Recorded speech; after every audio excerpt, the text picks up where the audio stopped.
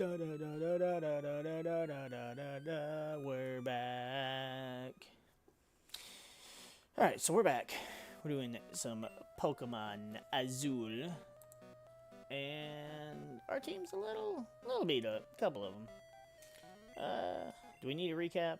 We'll just have a quick recap, I guess. Kadabra, 35. Psybeam, Confusion, Recover, Teleport. Ninetales, 36. Flamethrower, Ember, Quick Attack, Confuse Ray. Nido King, the Beast.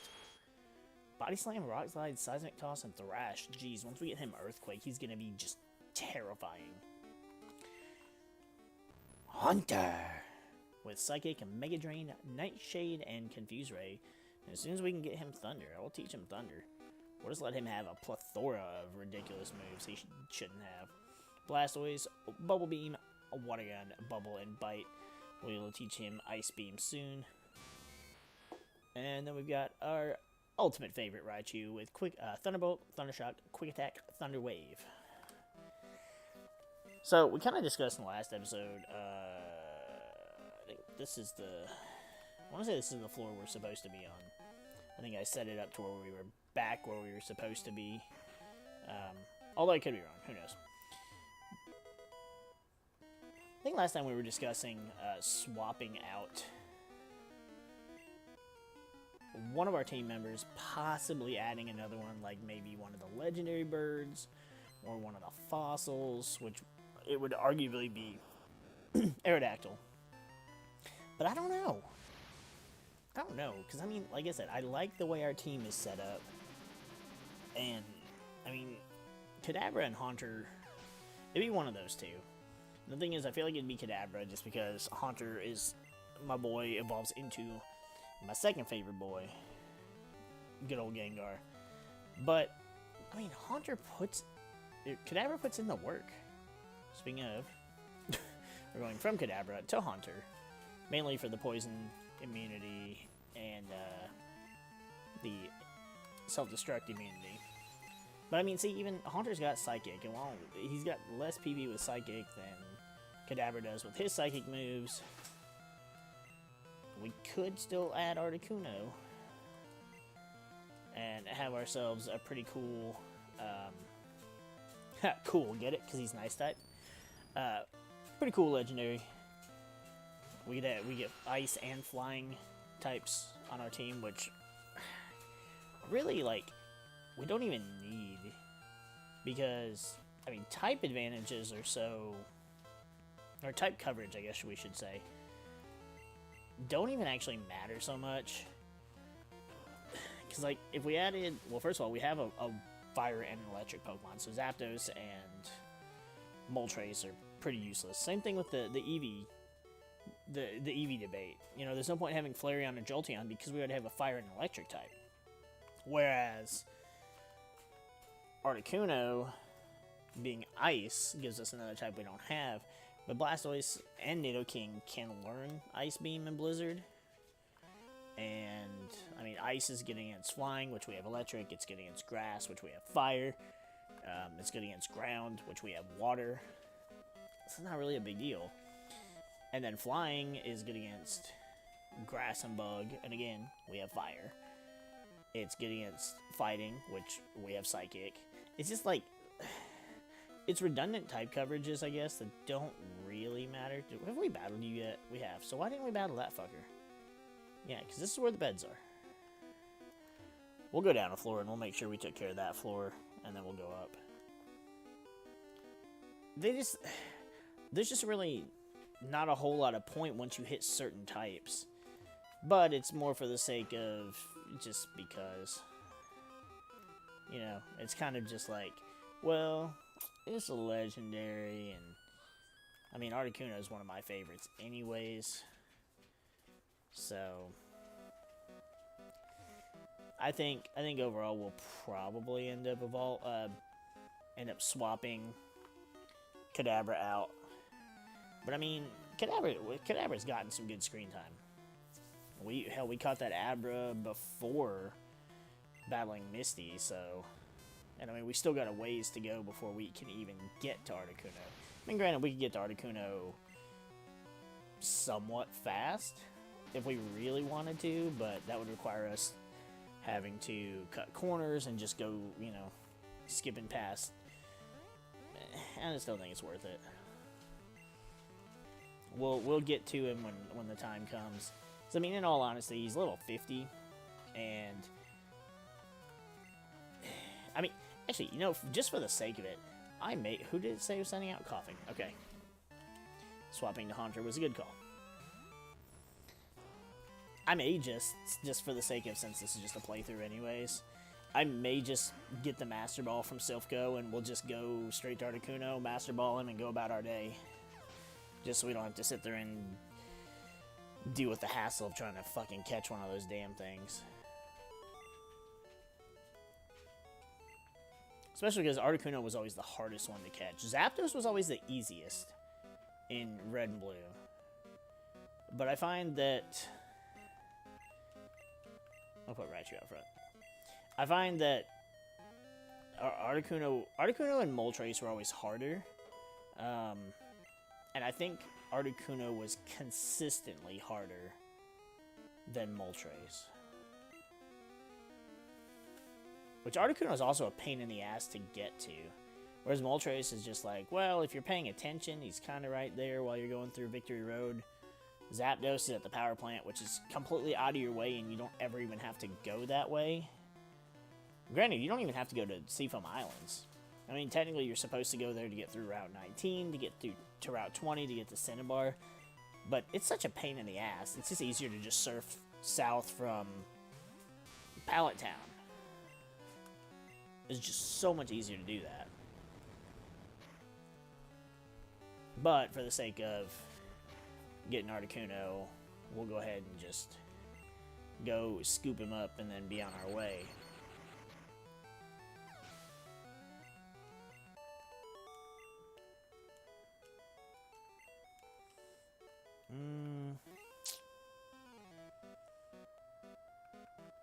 I think we'll go ahead and put Blastoise out front, actually.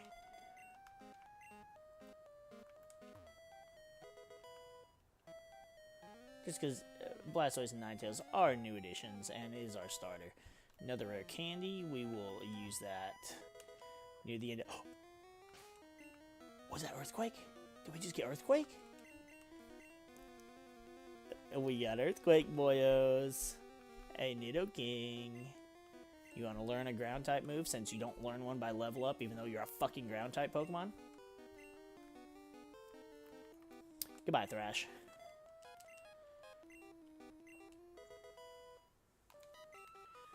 Ooh. Alright, I'll leave Blastoise for now, but then after that, we gotta put Nidoking up front. We got them Earthquakes. Strongest, well, one of the strongest moves in the game. Strongest ground type for sure. So, oh, I think we've got like, yep, we got this dude to battle, and then I guess we're gonna go battle our rival. I guess that's all we have left is the rival and then Giovanni. I mean, now Nidoking has Earthquake. He's got ground. He's got, I mean, technically he's got fighting because he has Seismic Toss, but Seismic Toss doesn't check typing, so not really. And then he's got Rock Slide. And then if I don't need it or I don't have the coverage, then he's just got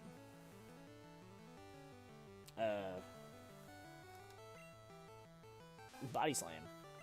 And with a 33% chance to paralyze, that ain't fucking bad. Blastoise is just drowning these rats.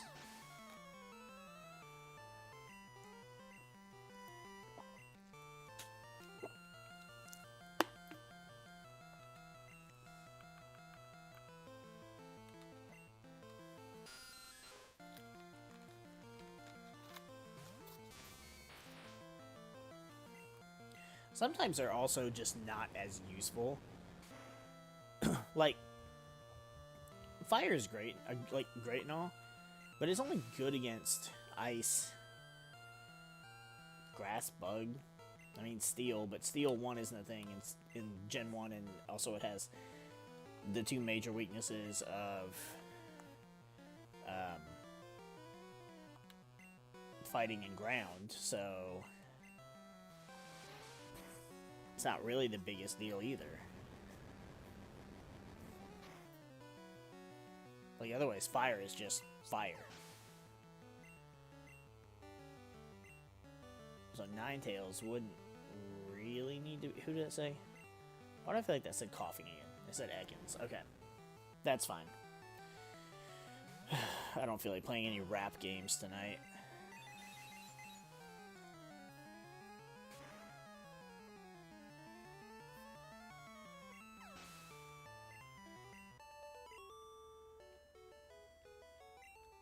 But yeah, I mean, some types are just kind of like, they're not as necessary. And it kind of sucks, but it's just the way it is.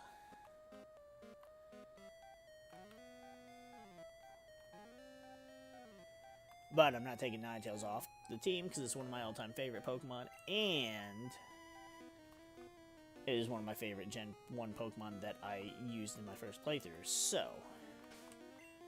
And I honestly, I don't remember most of my...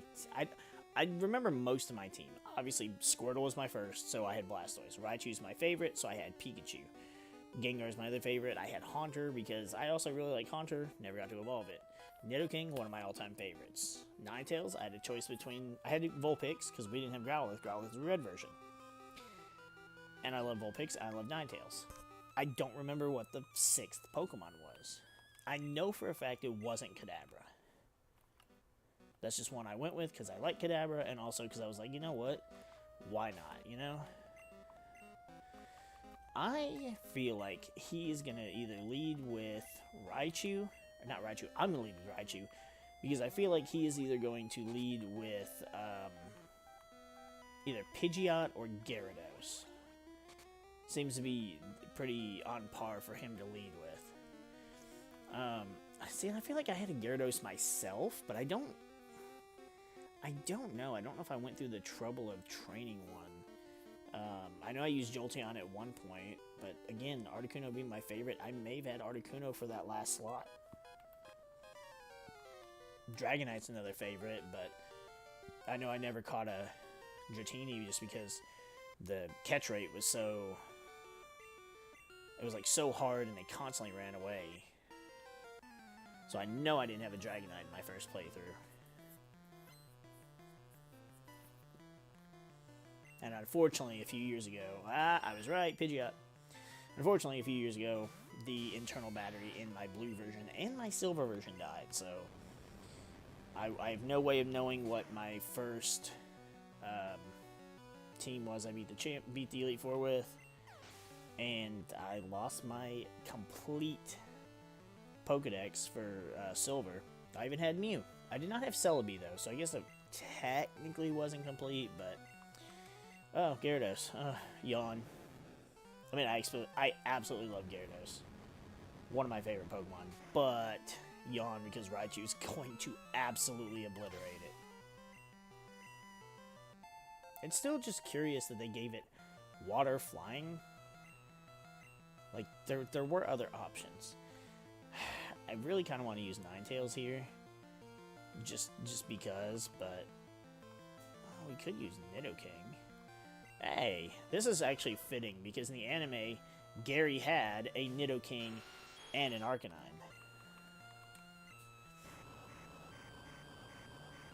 Man, what a great animation. The screen shakes a couple times, and that's it.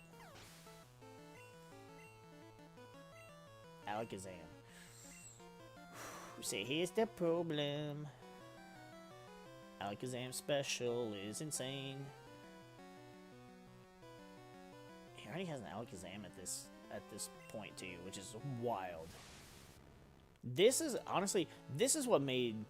the rival battles so, like, nerve-wracking before, personally, to me. Because Alakazam is insane as a powerhouse, but also in this game, because special is one stat, he's so bulky on the special side. But look at that, though, we lowered his speed twice. So now we're definitely faster. And that's crazy, too, because Bubble Beam isn't guaranteed to... Is it? Maybe it is. Alright, let's try bite. Let's just go for physical move. Ooh, and Blastoise gets the crit. Yeah, so that thing, like, I could have, if I went for Haunter, Haunter would have died. I could have gone for Kadabra, and then it would have been a case of, you know, doing a little less, but the two of them sitting there and side-beaming each other was just not going to work out well. His Venusaur is level 40, though.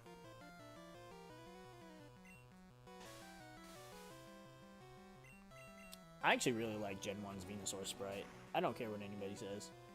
I love Venusaur.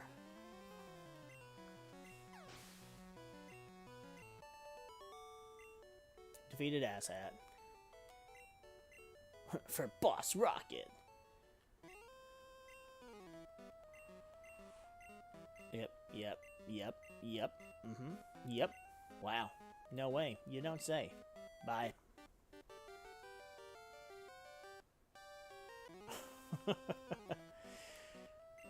Yep.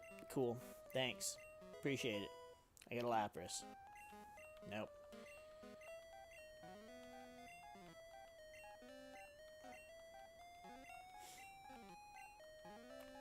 Okay. I really like Lapras, too. Actually, let me go battle this other dude real quick. I really like Lapras. I think it's a really cool Pokemon. But it's also a Pokemon that is just like...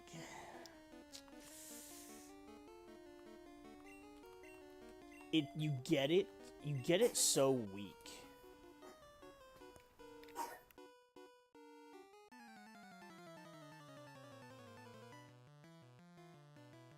Like, level 15 is abysmal.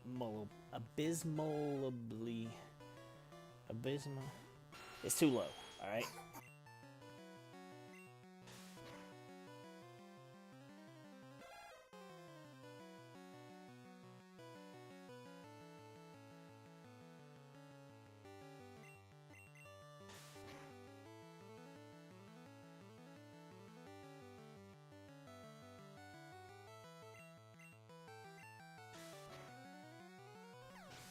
Otherwise, it'd be a great Pokemon. Water, ice, get stabbed to both.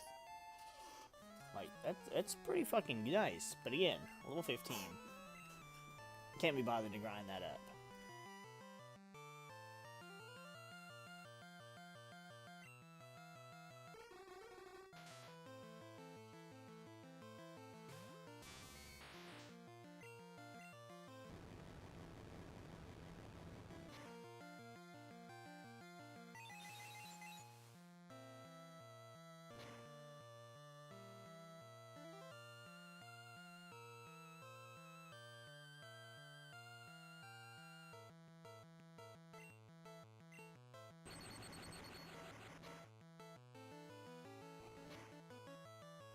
Seriously, that did that little? Get out.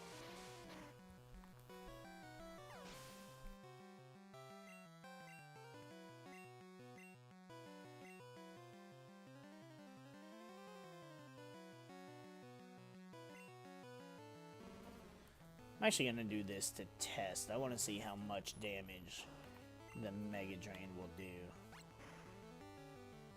Because I don't have Levitate yet. It did a good amount. Doesn't matter now.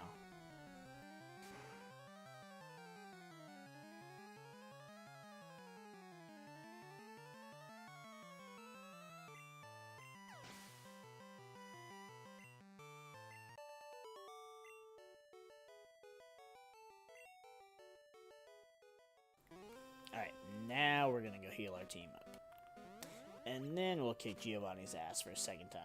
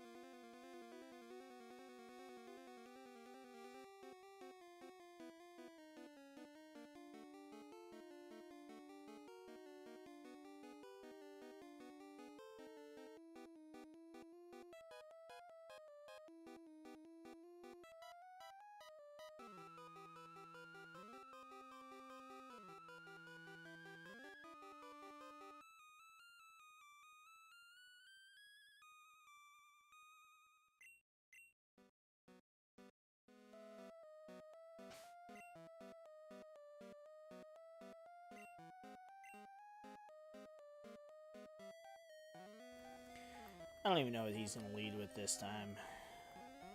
Does he still lead with Kangaskhan? If he does, I'll just... Well, I mean, I don't really need to switch. But I could also just switch over to Haunter and... He can't touch me. Bingo.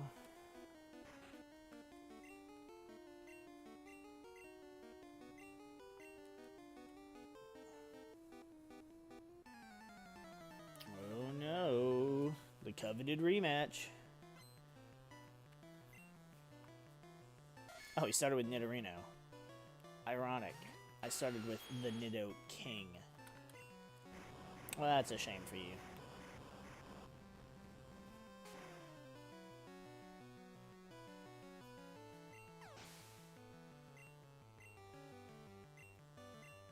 And now he's going to Kangaskhan. I mean, I could stick with Nido King. I might just. I mean, Kangaskhan can't really do that much to Nido King either.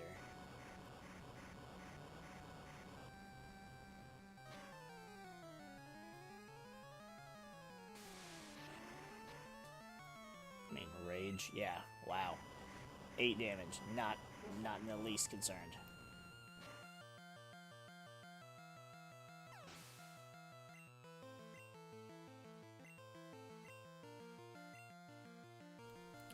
Rhyhorn.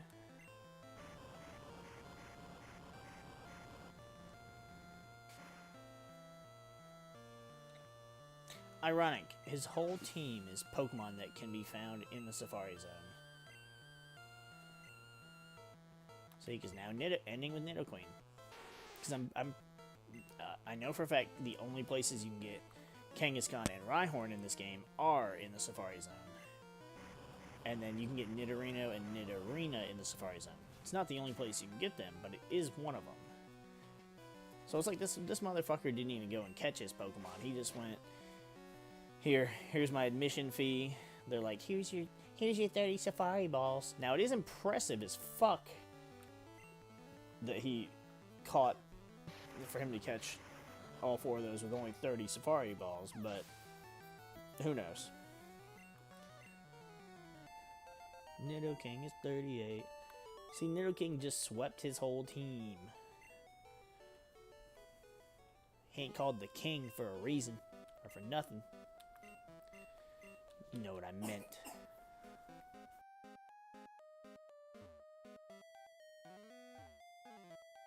Hi, can you give me the item to get my free Articuno? Like how he's like, because I'm rich, I can give you anything. Here's 1 Pokeball. Oh, but it's a purple Pokeball, so it's special. Well, I mean, if you're rich, you could also give me, like, I don't know, a couple million? And the Master Ball? What does a child need with a couple $1 million? It's an investment for my future, okay?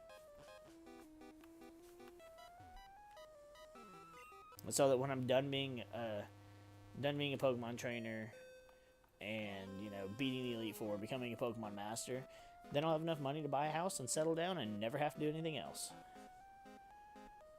And that's the real dream of a Pokemon Master. Ba-da-da-ba-ba-da-ba-da. So, should we go and battle Sabrina first?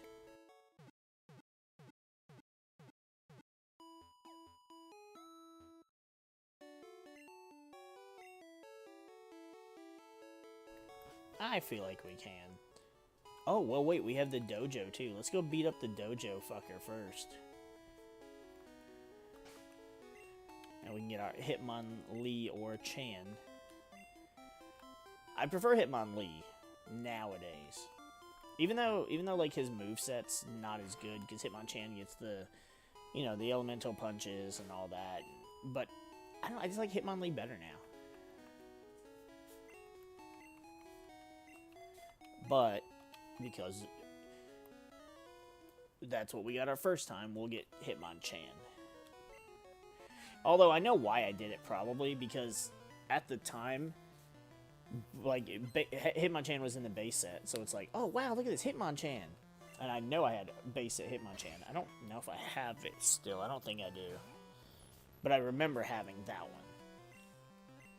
Whereas Hitmonlee didn't come out until 2 sets later in the Fossil set. So, to me, it was just like, what the fuck is this weird thing? Because if you're looking at it, especially the sprite, it's just like it's like a chicken nugget with like weird bendy arms and legs. He's really weird. And I mean, this whole dojo is just fighting Pokemon, so they can't touch Haunter, and he's got Psychic. They can't really do much to Kadabra, and Kadabra's got Psychic moves.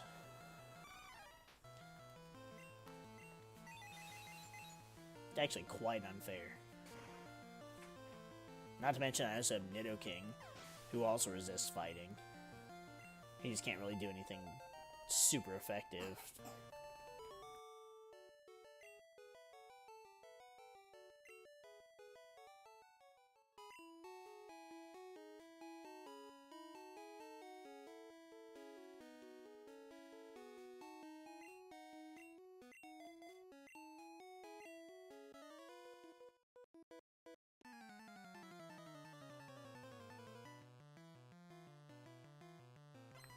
I don't know, it seems like out of all the Pokemon that I have on my team, like, even though I like, you know, Raichu and Gengar more than the others, I feel like out of my whole team, the most fearsome would be Nidoking.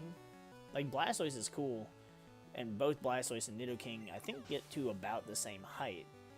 But Nidoking is just this terrifying giant purple monster with sharp teeth, a long-ass tail, a giant horn on his head, claws.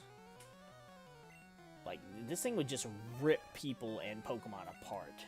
So if you just go into a gym or a battle and just throw out a giant purple monster that's gonna annihilate things.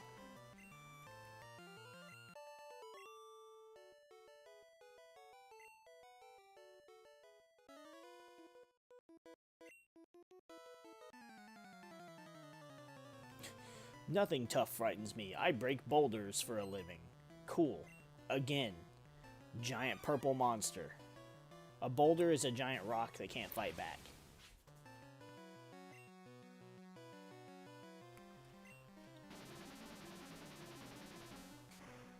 Nidoking is like the Pokemon equivalent of Chewbacca ripping off somebody's arms.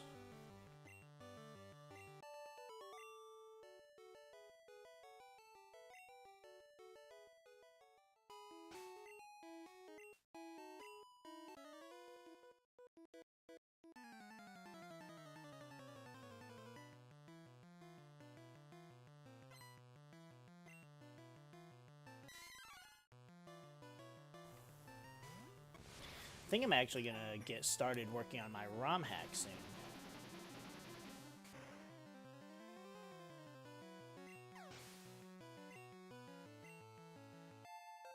And I think after this, after I finish this playthrough, we'll do Infinite Fusion, I think is what it's called. Or possibly I may go back to Radical Red. I want to finish Radical Red, but at the same time, it's like, my version is so outdated that I don't know if I want to just continue where I left off, start a new file. I don't know anymore.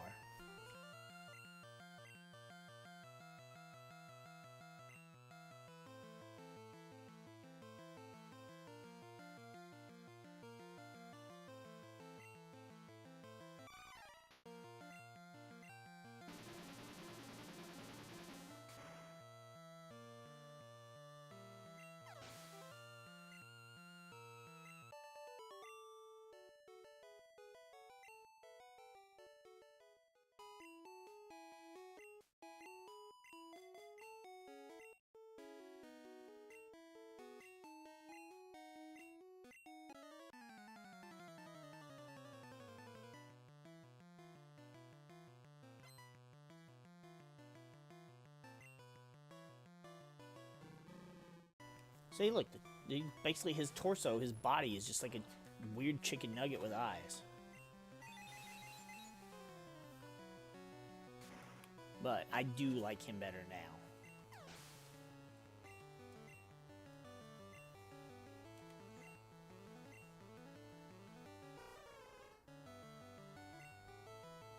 Also, Hitmonchan's sprite is really weird. Like, it's just, I don't know. Again, the only thing I can attribute to me choosing Hitmonchan over Hitmonlee was just because I had the Hitmonchan card, and Hitmonlee hadn't been made into a card yet. That's just my assumption. Indeed, I have lost. They make the Karate Master out to be, like, such a fucking weakling in,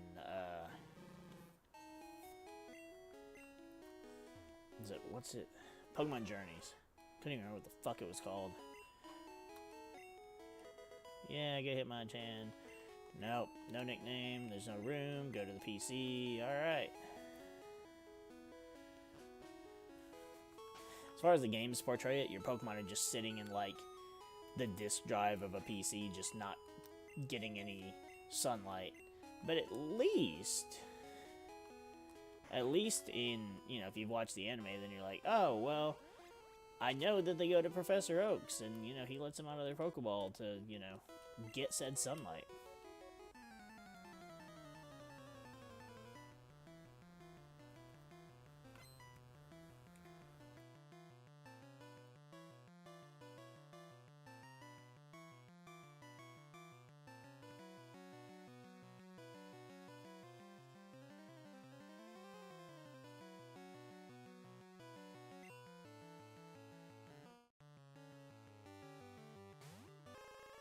Hey, you fucker. Sending out a stupid water type. You asshole.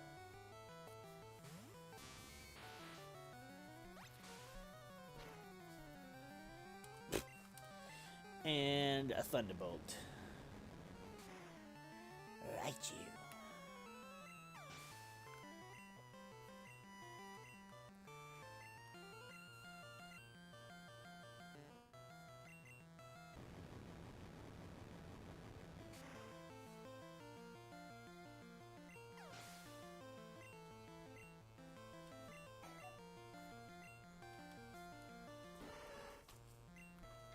So I'm still trying to decide, but I think for my ROM hack, I think I'm gonna go with Gen 2 just because I love Gen 2 better, and I feel like Gen 1 is so overplayed with everything between you know, between we got Let's Go, and then, you know, they got remakes, and granted, so did Gold and Silver. They got Heart Gold, Soul Silver, but it's also the case of most ROM hacks are, you know, based off of Fire Red.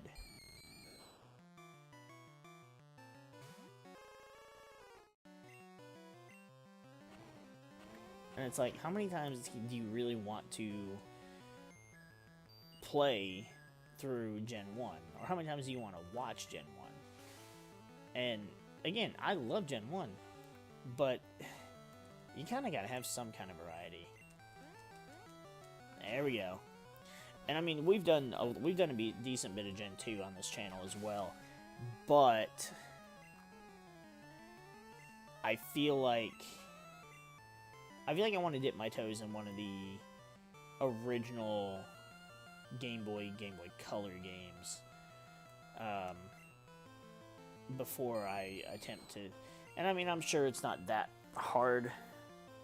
It can't be that hard to make a ROM hack of the Game Boy Advance games, because those are the ones that people make the ROM hacks for 9 times out of 10, or 9.9 times out of 10. Ooh, it's a Haunter on Haunter battle. Let's do it.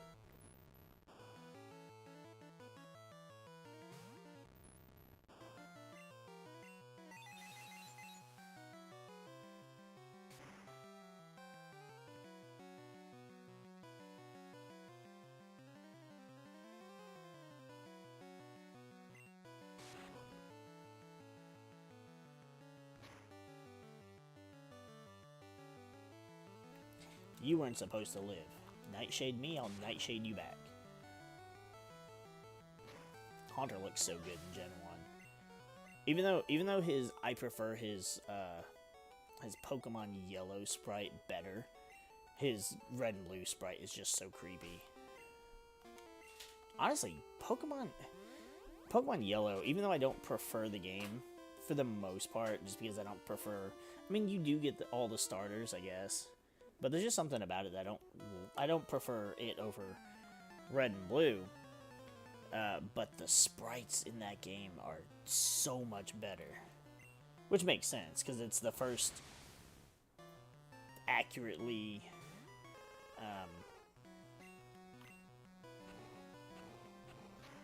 designed game. A lot of the sprites in Red and Blue are not exactly the best representation of the Pokemon.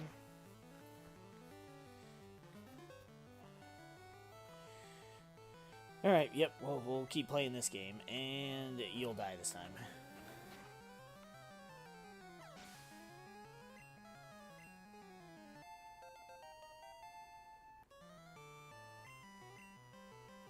Fucking Slowpoke again, alright.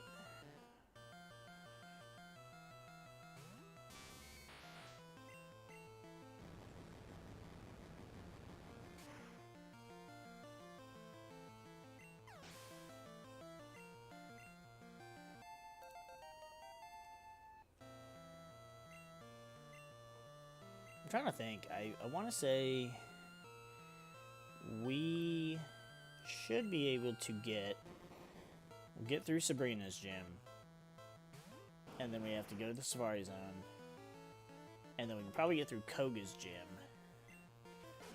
and then we might be able to go and get Articuno in this playthrough. That might actually be doable.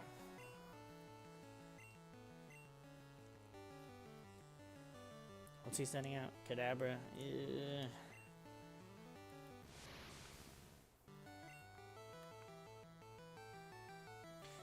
I will say though, Articuno will not do us any good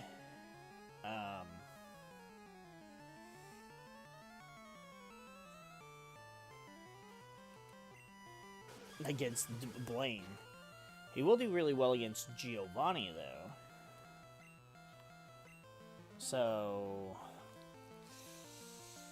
I'm not sure. I don't know. We might wait. And I'll just get Articuno either right before we battle Giovanni, or I'll wait and we'll get Articuno to take on Victory Road in the Elite Four. Because, I mean, if our Pokemon are 37, 38, and then we just go ahead and go and add a level 50 to our team, that might be a bit much. So we may wait. But we will get Articuno at one of those points. I'm just not sure which one. Fucking Slowbro again. Sorry, Ninetales. I love Gen 1 Slowbro. Again, awesome design.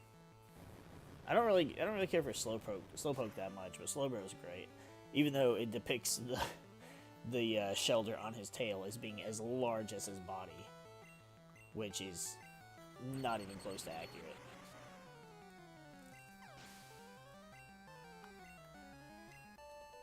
That's the other reason that I also want to use Gold and Silver as my template for my own ROM hack, because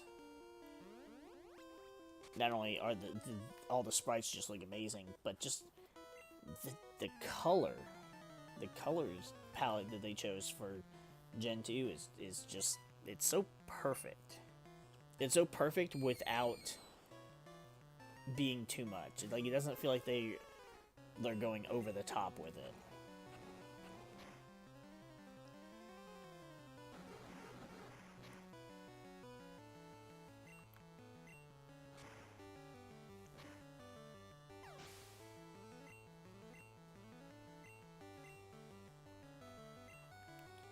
Though, if I do choose to use Articuno, it might be more accurate of my first team from my first playthrough. But then I screw up the layout where all 6 of our team are cards from the base set. And that's kind of a big deal. I mean, it's not really, but it is to me.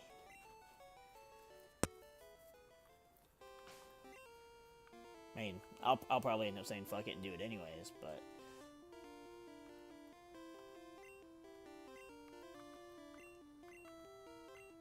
because that really wasn't the intention. It just kind of worked out that way. In fact, what I'll probably do... debatable. Because what I could do is, if we choose to add Articuno, like I've said, Kadabra is probably the one that goes. So then Kadabra gets replaced with Articuno on the layout, and that goes from a base set card to a fossil set card. But then Raichu's right there underneath Articuno, which could then also end up being a base set card, or a fossil set card, because there's a fossil Raichu. And then Haunter's right there under Raichu on the layout, and there's also a fossil Haunter card. I could do that and just swap it up and then have 3 base set and 3 fossil set cards. Which makes no difference to anybody but me, but it makes a difference to me. Plus, I actually really do like both the base and fossil set arts for Raichu and Haunter. I actually couldn't decide which ones to use for the layout. And then when I just conveniently realized, wow, I think my team is going to be all cards from the base set, that's when I went with the base set ones. But now this method will let me get to use both variations. Again, nothing anybody cares about except me. Unless anybody else who ends up watching has interesting OCD issues.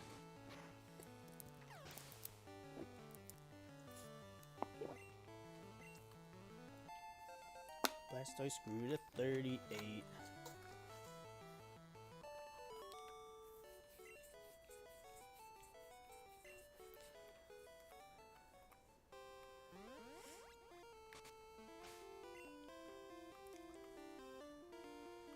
And as I mentioned before, I don't have a fucking clue. I don't remember how this puzzle works. I just remember that if you go left or right of wherever you enter the room, eventually it will take you to Sabrina. There is probably a quicker method to it, something speedrunners use, but I don't care because that's boring.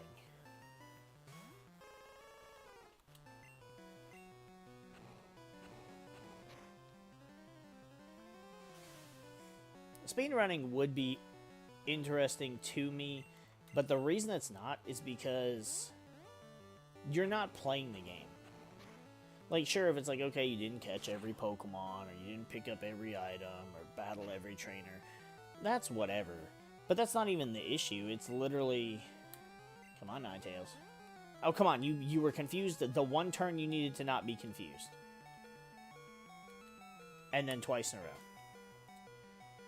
And the only reason you're still alive is because this Haunter keeps going for Hypnosis, keeps missing, and you slapped yourself literally to death.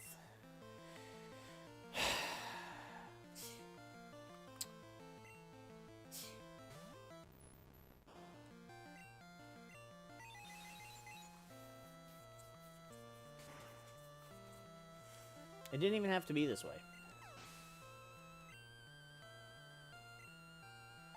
But there was also no reason I needed to switch. Haunter's trying to learn Dream Eater. Do I give a fuck? I got Psychic, Mega Drain, Nightshade now. If the Gengar line could just learn something better than Hypnosis, to be able to put Pokemon to sleep, Dream Eater would be awesome. But they don't. So it's kind of... It just doesn't really matter. It ends up being a just fucking dumb, useless move. Which is really shitty because I don't know if it's Dream Eater or Nightshade that's supposed to be the Gengar line's signature move, but either way, they suck. Do I have... And I'll use this Max Revive just because I don't feel like leaving the gym just to come right back. And that's kind of why you have these items anyways. Hyper Podion. Totally a waste of a Hyper Potion here. But I don't fucking care. Like I said, I don't feel like going and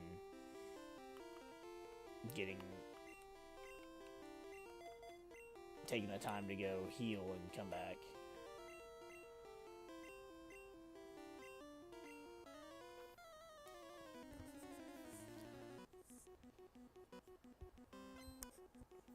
The game version of Sabrina is so different than the anime, because the anime version just seems like she's just psychotic for the point of being psychotic. Like, she's just really sadistic. Disable, oh no, you disabled my Thunder Wave that I wasn't using anyways. Whereas this Sabrina's like, yep, so I've been special with special powers since I was little. I don't like fighting, but I'm a gym leader, so I kind of have to. This very, very different from her anime counterpart. Which is fine, because they're not supposed to be the same. It's literally like two different universes to the same franchise. A Venomoth. Our freshly revived Ninetales can handle that.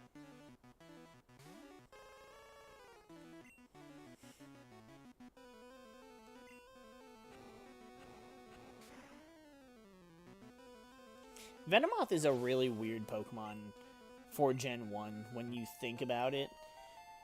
Because Venomoth is a... Venonat is what? Bug grass? No, that's... It's bug poison, I guess. So it makes it... kind of makes my point a little less valid. But it's bug psychic, or bug poison. But it's used by a psychic gym leader because it has psychic. Or it gets some psychic move. But then Koga also uses Venomoth, I think, in one of the games, which is a poison type, but I don't even really remember if it learns any decent poison type moves. Oh, her Alakazam's 43. Come on, Blastoise, don't get a crit. Oh, she got a crit. Oh, that didn't do good damage.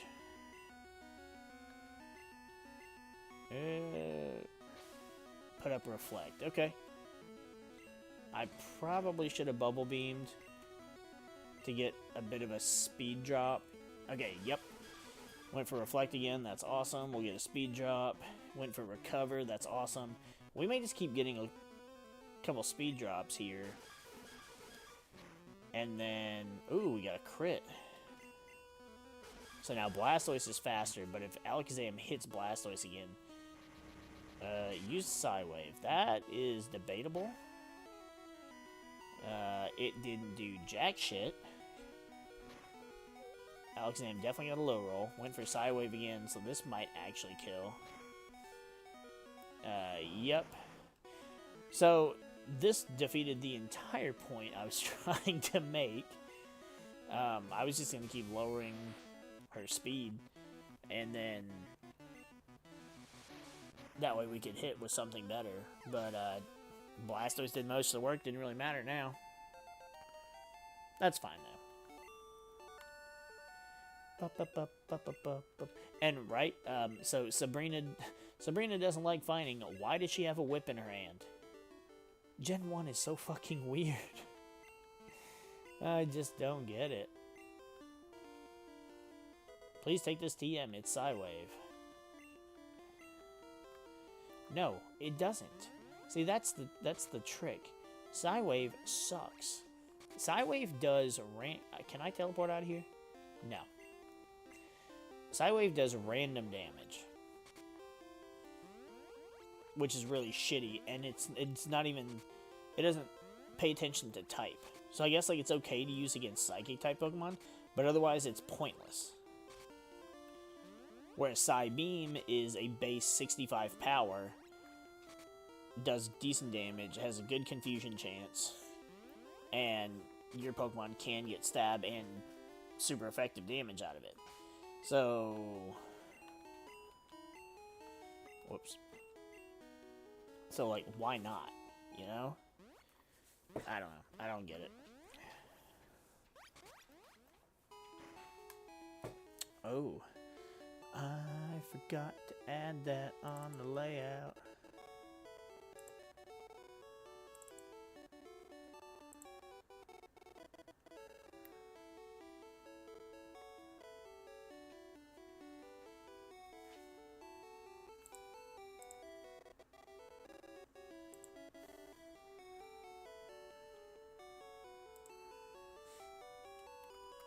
Oh, whoops.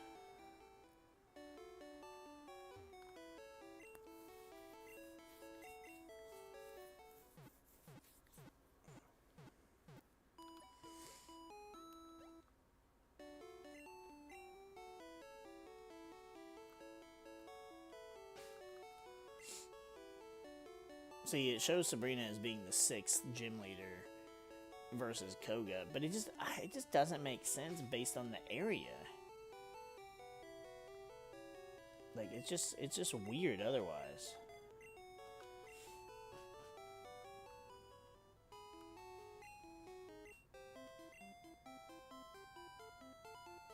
I don't think I ever even went and got Fly, so we can't fly down to Fuchsia, but that's fine. It really doesn't take that long to bike if we're just skipping past everything anyways.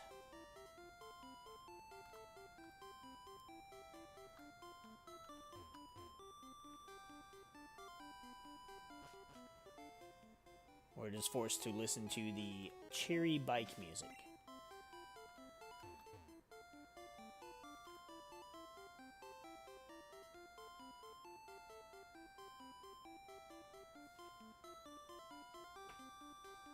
I actually did not like the bike music, and it used to annoy me that it wouldn't go away when you entered another area.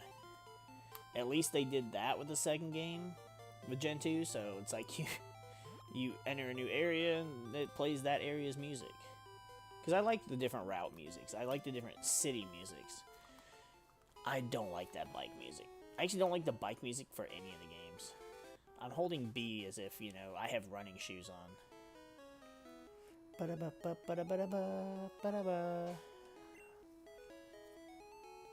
I think technically we can go in here and smack up Koga too. We don't have to do the Safari Zone first, so let's just go ahead and get Koga out of the way too. So I know this fucker. This is the guy that has he's got like a level 30 something, 38 or so, like Hypno. Which again is weird because Psychic Pokemon in a Poison Gym.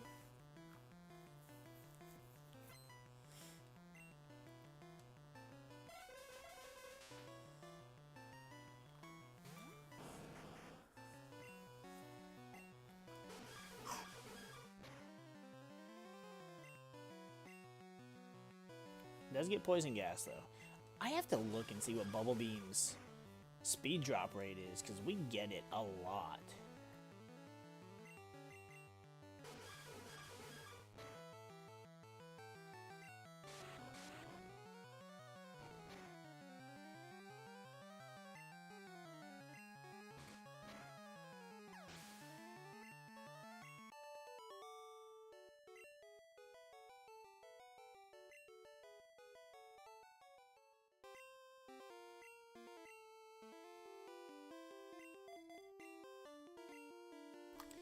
And honestly, between Kadabra, Haunter, and Ninetales, the three of them can run through this gym without...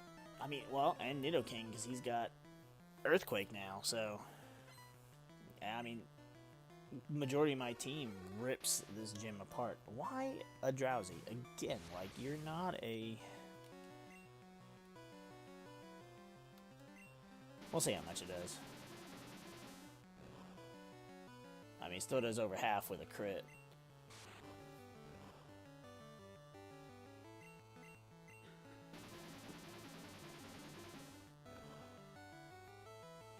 Did not do much that time. Swapped out into a second Drowsy. What the fuck are you doing? Alright. I'm gonna bring out the fire. I hate Ninetales' back sprite. It looks so bad.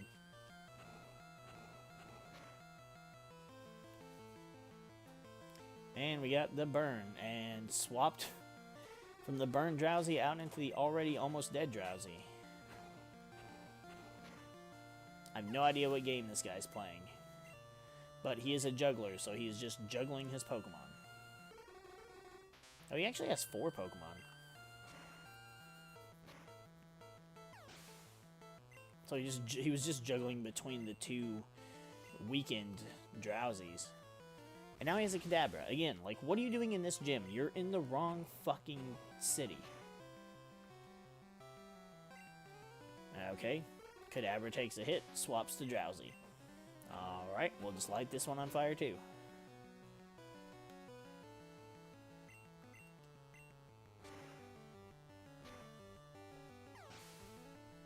The man is truly a juggler.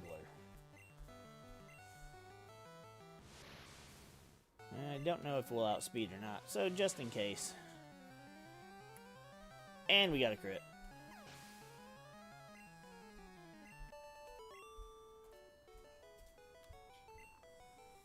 I actually almost decided to shiny hunt tonight instead of playing some more Pokemon Blue, but I did want to get through this one so that we can move on to either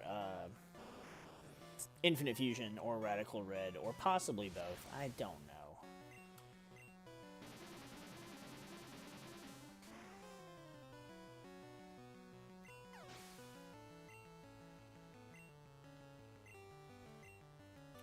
See, this is another one of like, why the fuck are you here? He's using a Sand Slash, which is a ground type, that doesn't get a ground type move, but instead gets one poison type move, which is Poison Sting, which is the weakest move that does damage in the entire game. Like, what? Who is making these decisions? Because I don't fucking understand them.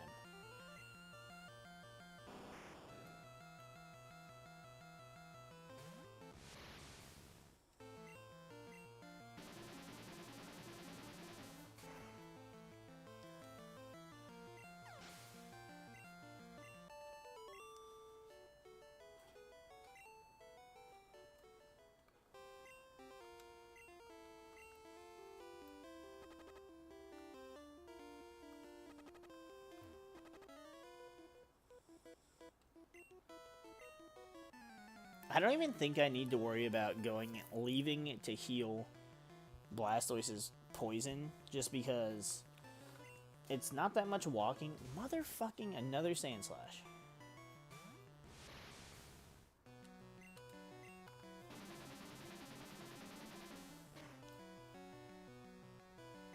That dies to a crit. Get out of here. You don't belong. Ooh, Kadabra's learning Psychic. I don't want to get rid of Teleport because we don't have a flyer. We will have a flyer with Articuno eventually, but...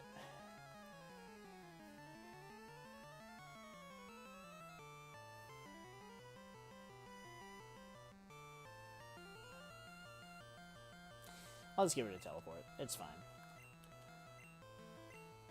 Because thinking about it, I'm going to have to get a flyer anyways, unless I want to do a lot of backtracking with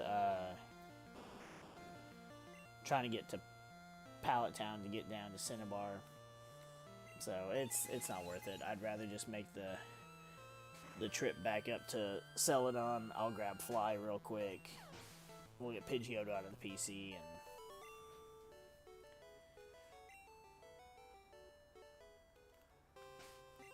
too many games to be played.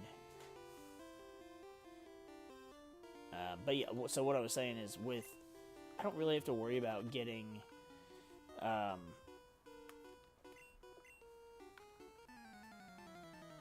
Blastoise's poison taken care of, because we're not really going to need Blastoise.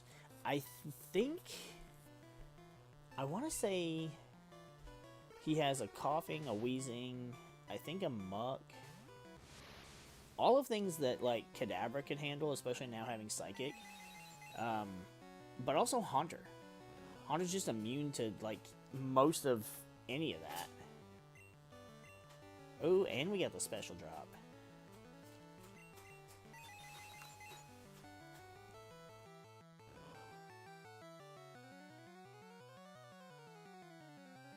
I am surprised with the special drop. That was not enough. And then he swapped out. Again, what is with these jugglers swapping Pokemon?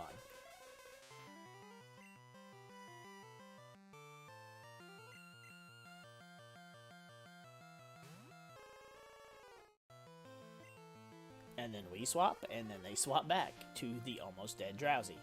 I don't understand what the hell the jugglers are coded for. Because most trainers in the games don't swap Pokemon. That's just not a thing. They will every now and then, but it's like, what in the coding makes the few instances where they go, I should switch.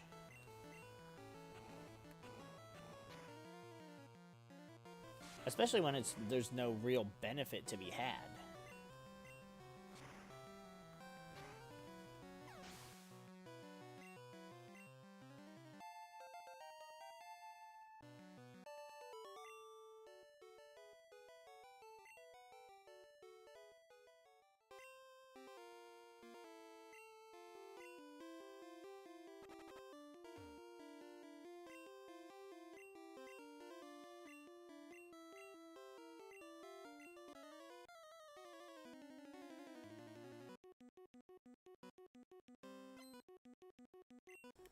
I love the gym leader music. Oh, like, there we go. I called it. There's a coughing. Alright, let's go ahead and reorganize our moves.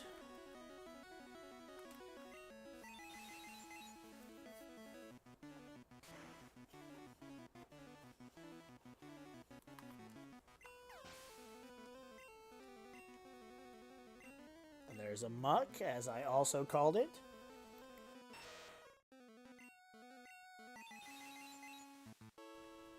It really does suck that we can't get Alakazam or Gengar. I somewhat kind of regret not just making a randomizer file that allowed for easy evolutions, but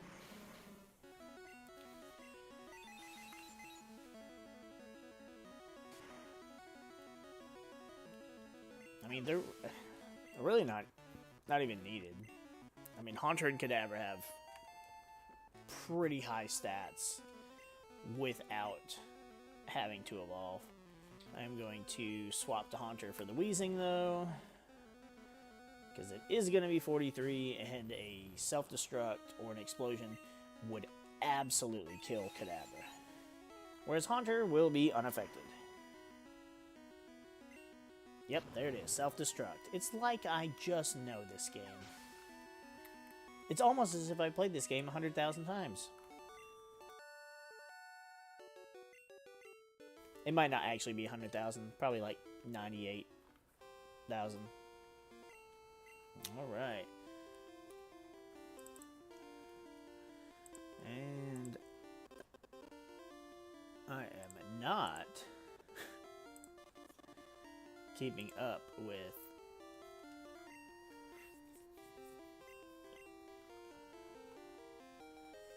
And, ooh, toxic. Yeah, wow. I also think I put the badges on the layout in the wrong order between Koga's and Sabrina's, even though they make... Even though all of it makes much more sense, both for the names and for the actual badge designs to be swapped, but whatever. It's close enough that, I mean, we went and smacked the shit out of Sabrina, and then immediately went and smacked the shit out of Koga. So, it wasn't wrong for that long. Not enough that I feel like fixing it in post.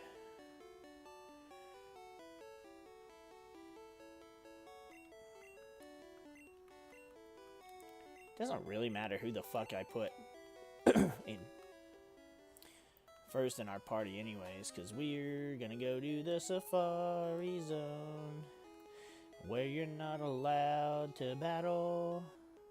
They don't want you hurting the Pokemon, even though they give you rocks to throw. I really don't know why the hell they do that, but I didn't create the game, so I don't have a say, so... Alright. I'm gonna go ahead and save, just because we've done enough. Just in case the game decides to get fucky. For just 500, you catch Pokemon. You want join? No. But I don't have choice. Kind of wish I remembered where all the items are in here. But I also don't think the items really mattered.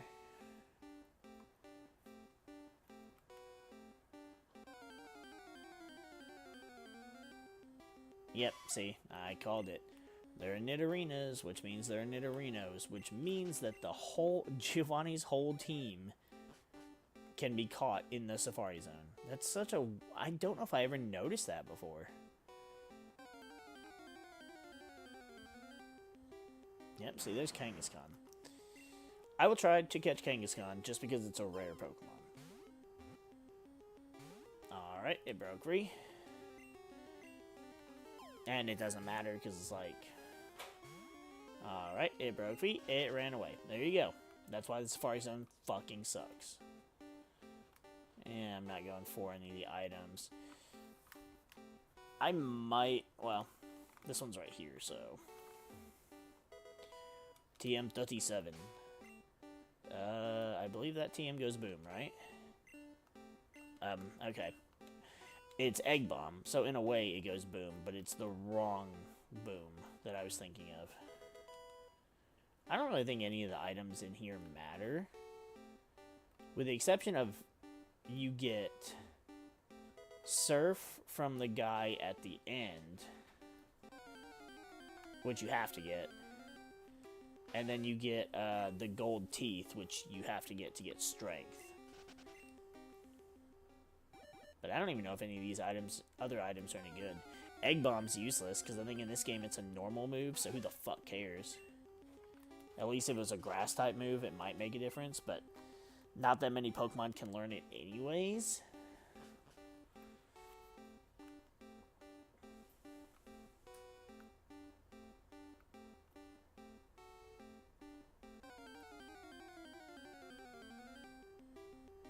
Speaking of egg Pokemon that could learn Egg Bomb, there's Execute.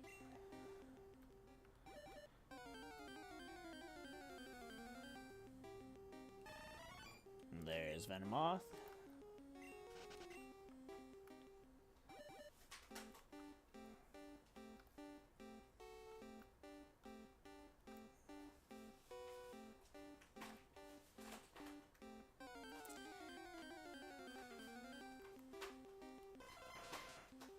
I think the hardest Pokemon to get in... I mean, granted, the whole Safari Zone thing is really fucky anyways. But I think the two hardest Pokemon to catch in the Safari Zone are probably three. Pinsir has a really shitty catch rate. TM40. Which one's 40? Skullbash. Yep, that sucks too. Is Pincer or Scyther, depending on your game. I think red version had Scyther, blue version had Pincer. Chansey is ridiculously hard to get. And I think Kangaskhan. Dratini and Dragonair, I don't remember if they're really that difficult to catch, but they are difficult to encounter. Like, it takes forever, because it's like a 1% chance or a 5%. It's something tiny. You know, Dratini. It works. It works if you spelled it wrong.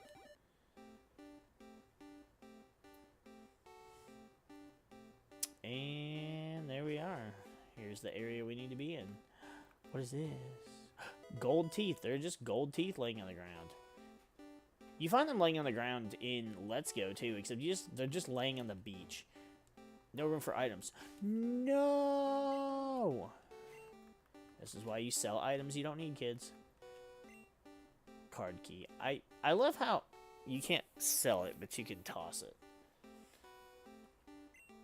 Oh, that's too important to toss. Oh, I'm sorry, I can't toss it. Cool. So I made it all the way here. I made it all the way here. And I can't even... What is this? Psywave. Fucking A. I made it all the way here, and I don't even have the ability to take the TM from this fucker.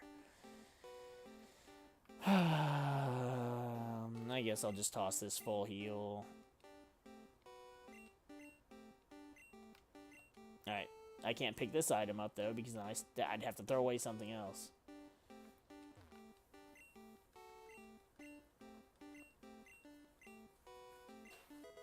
God, the suffrage of the fucking bag in this game was horrendous. Which now it's like, cool, I got 142 extra steps, but it's not like I can use them to run around and get the items. My bag is full. Motherfucker, start stuffing them in your shirt. Stuff them down your pants. You got pockets?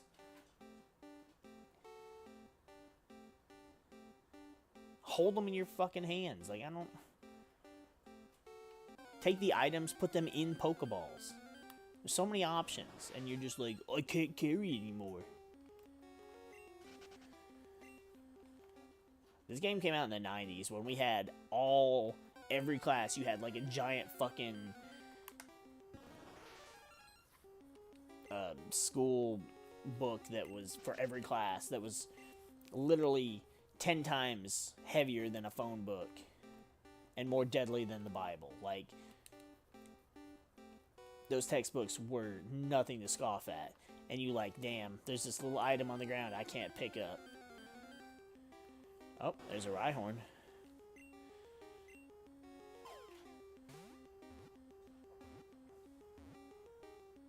Okay. I think that's the easiest I've ever caught a Rhyhorn in this game ever.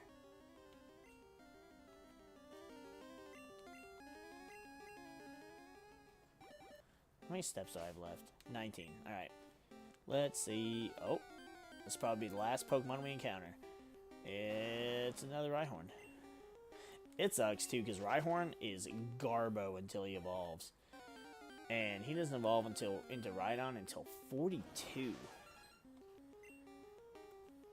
So that's the same thing with, like, trying to do a playthrough with, like, fucking... Ding dong, time's up. Trying to get a Dragonite to use in the playthrough is horrendous because Dratini sucks. Dragonair still sucks. And it doesn't evolve to Dragonite until 50 fucking 5. And then for some reason in later games they're like, huh, people really didn't like having to level a Pokemon to 55 to evolve it. Let's make this one evolve at level 64. And you're like, first of all, that's a random ass number. Also, go fuck yourself.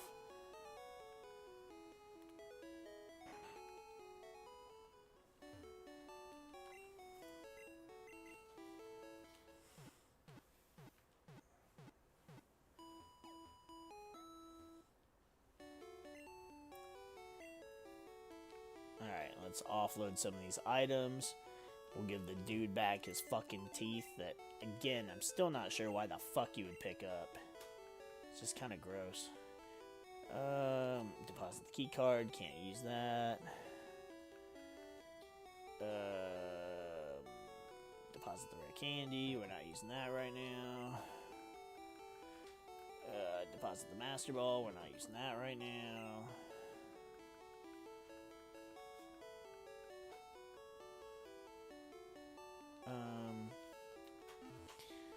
Let's go ahead and let's teach Blastoise Surf, and then we can put Surf back in the PC, or put it in the PC. It was never there to begin with. And then that way, we have one less item to have to deal with. Get rid of Bubble.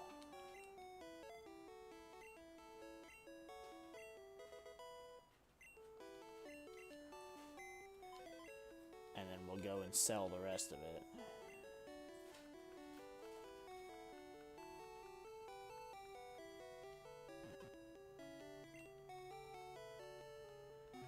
I don't know what I need to do for strength. Because we're going to have to get strength. We got to get strength from this guy. Which means we also have to teach it to somebody. But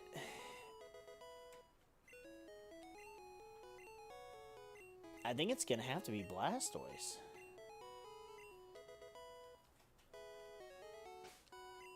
Which I guess if we're going to add Articuno to our team, I don't have to worry about teaching Blastoise Ice Beam. Because, again, we have Articuno. Or we will, rather. But Blastoise and Nidoking are the only two that can use it. And Nidoking's moveset is near perfect for Gen 1. I mean, we got Body Slam for the paralysis. We got Rock Slide for the flinches. We got Earthquake for Earthquake. I mean, Seismic Toss is really the only thing, but there's no point in teaching him Strength over Seismic Toss. Blastoise, we can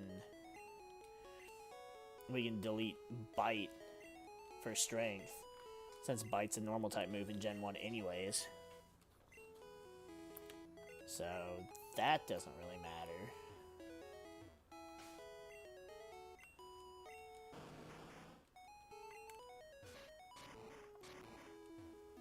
I hate taking up move slots with HM moves, but they made them so detrimental. And it's like some of them are like, Cut sucks. It's a normal type move, it's 50 base damage, garbage. Fly, it's base 90, it's 2 turn, which is but it's flying type, so it's a type. It's not the worst. And then you got Surf, which, like, Surf is the best water-type move besides Hydro Pump, which has shit accuracy. So Surf's great. Nobody complains about teaching their Pokemon Surf. And then Strength is, like, the same as Cut, except I think Strength is base 80. So it's like, yeah, it's a little higher, but... And then, motherfucker, I didn't want to deposit the goddamn bike.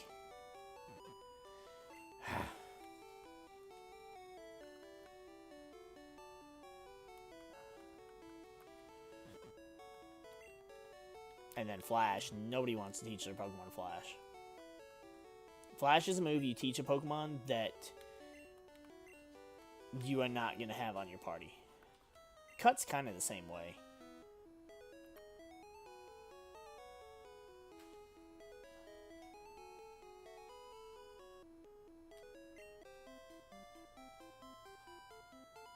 Do I want to go back and get Fly now? No, I guess I won't.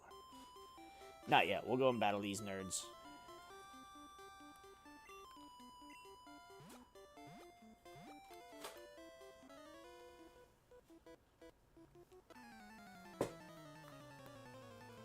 Because we've got a couple trainers from Route 19 before the Seafoam Islands we can battle. And then we'll go back up to Celadon, get Fly, go to Pallet Town, and then go south to Cinnabar. We might actually be able to... Well, we have to go through the mansion. which pisses me off every time because I never remember the switches. But we do have to go to the mansion before we can go to Cinnabar Gym. But we might be able to possibly get to Blaine.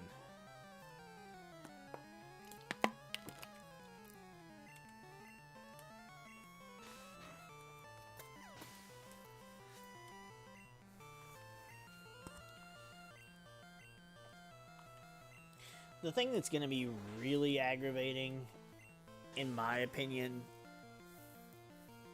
is going to be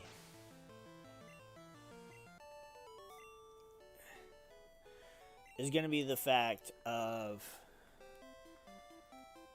depending on how far we get tonight,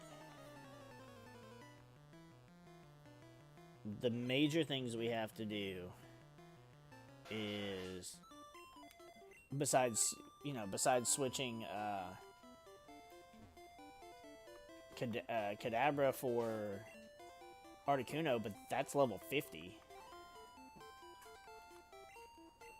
I mean, I would prefer for my team to be 55, but it may not be necessary. It's just going to be really aggravating once we get to Lance. Because, and really that just depends. Because Lorelai, Bruno, and Agatha won't really be that big of an issue. Lance, on the other hand, will be kind of an issue because he's got 3 fucking Dragonites. And then Gary, because I think Gary's highest Pokemon is like 67. So it's doable. It's just a bit of a hassle. And really the only thing I would be concerned with is that fucking Alakazam. Though, I suppose I'd have to see whose physical strength is stronger. I want to say Raichu has a higher physical attack stat than Ninetales. But it's possible we could just do 2 quick attacks and just completely thrash him. Let's see, what's Raichu's? Raichu's is 92. His attack, his speed, and his special are all 92. Yep. Oh yeah, because all of his, well, I'm trying to think. His base attack and special should be 90, and his speed is 100, I think, in Gen 1.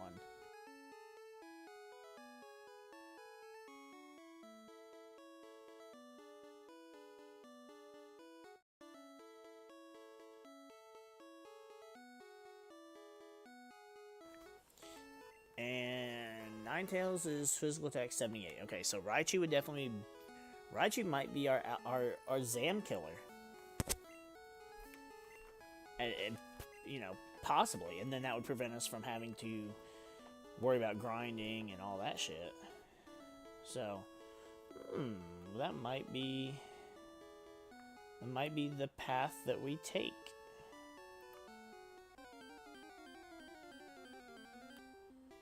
I always hate trying to surf and make sure I get all the trainers because it's like, it's really difficult to tell how far down you've surfed unless you actually sit there and count.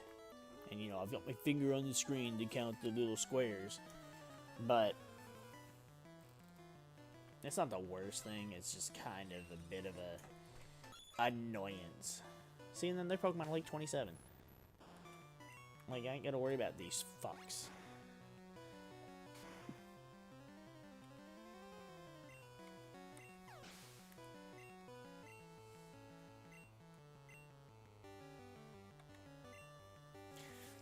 I suppose, though, I guess it's possible.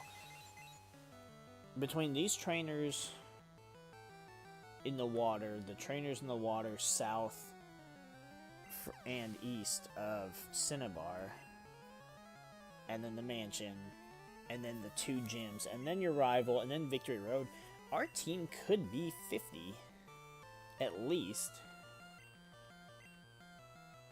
by the time we actually get to the Elite Four. So this might actually be very doable. It could be very doable to do it without a grinding session. In fact, I don't think I've done any grinding at all. I'd have to go back and look. Did we even grind during the first stream? Against, like, in, Viridian Forest? I'm not sure if we did. I mean, you don't really need to, I guess. Because, you know, we had Squirtle. So as long as we had a water-type move, Brock's gym wasn't really that threatening.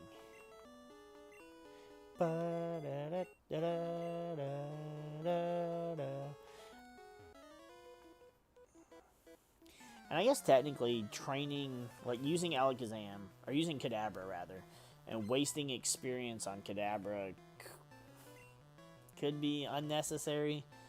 I'm gonna keep using him though, at least until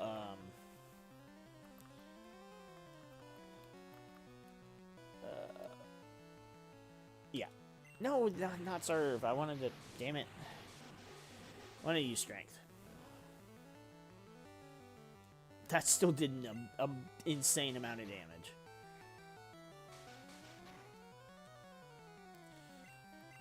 At that point, I may as well just use Bubble Beam.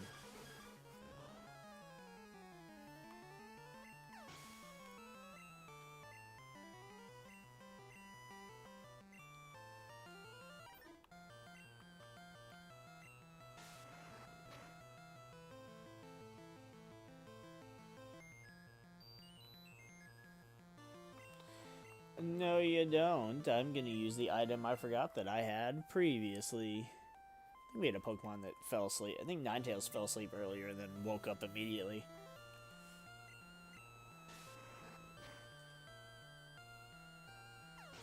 So like, even strength in this game is just like a weird, like comic kapow little symbol. And what, in Gen 2, I think he, like, picks up a rock and throws it at him.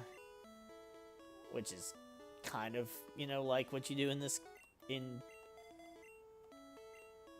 don't know, it's all weird. It's all weird, but I love it. I don't care what anybody else says. And as much as I like Fire Red and Leaf Green, I still feel like I prefer playing the original Red and Blue over them.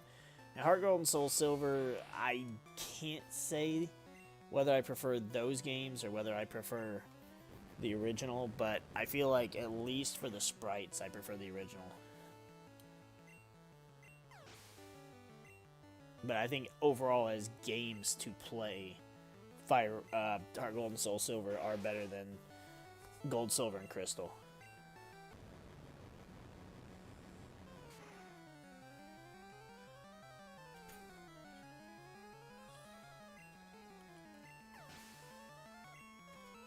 Ba-da-ba-da. Oh, no, don't switch. The Sea King. The King of the Seas. I should have sent out the King of the Niddos. But, Raichu's the king of absolutely murdering water types.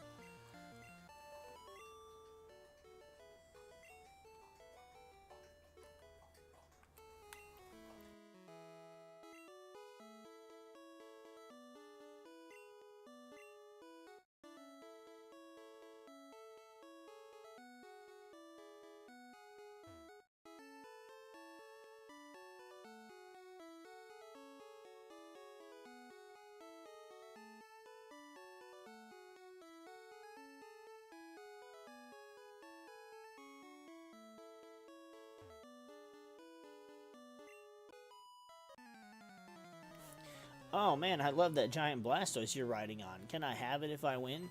No, you dumb bitch, you cannot. What fucking stupid dialogue.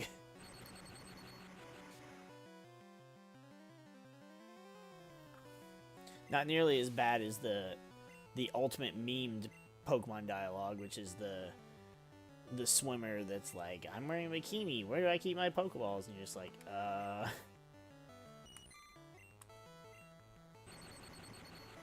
Look at Goldine's sprite. Goldine is so, like, not even interested in being a Pokemon.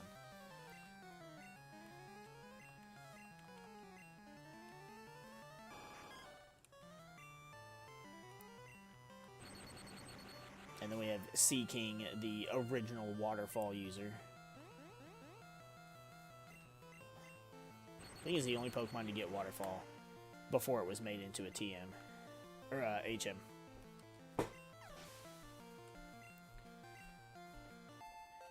Level 40.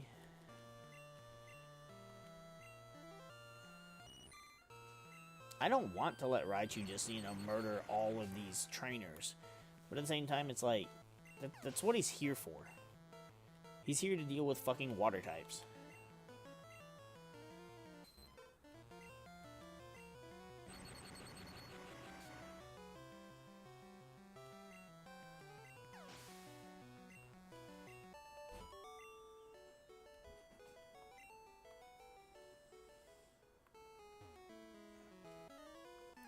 And I mean, I guess I'll just let Raichu handle all these, because there's not really going to be anyone in really any of the next areas that just ground gym, useless. Fire gym, not really useful. And I think I don't think he'd be useful against any of the fuckers in the Burn Mansion either. I think the burglars, they all have like fire types, electric types, and poison types.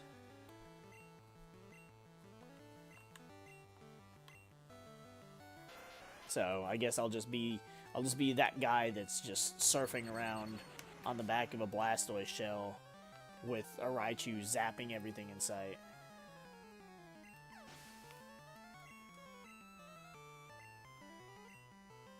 Staryu, the original Hiya! It's another Pokemon that I love that I think is absolutely underrated, is Staryu and Starmie.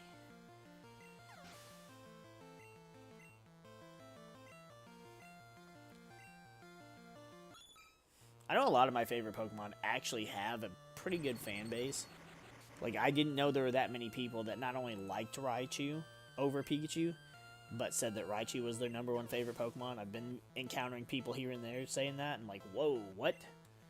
I thought I was the only one. Tentacruel. I love Tentacruel's Gen 1 sprite. Even though it doesn't look that great, just the fact that he's got 2 of his tentacles, like, crossed, like he's got his arms crossed. It just so... How did I miss? What? Raichu, I was just talking so highly of you. But even then, like, I feel like... sometimes I feel like Ninetales or Nidoking are just overlooked, but there's so many people that actually like them as Pokemon, and like... Damn, I don't know what to think anymore. I do feel like, however, Staryu and Starmie does not have a huge amount of people that really, like... I don't think they have that many haters. I think most people are just kind of indifferent towards them. This is a level 40 wild Tentacool. That's crazy.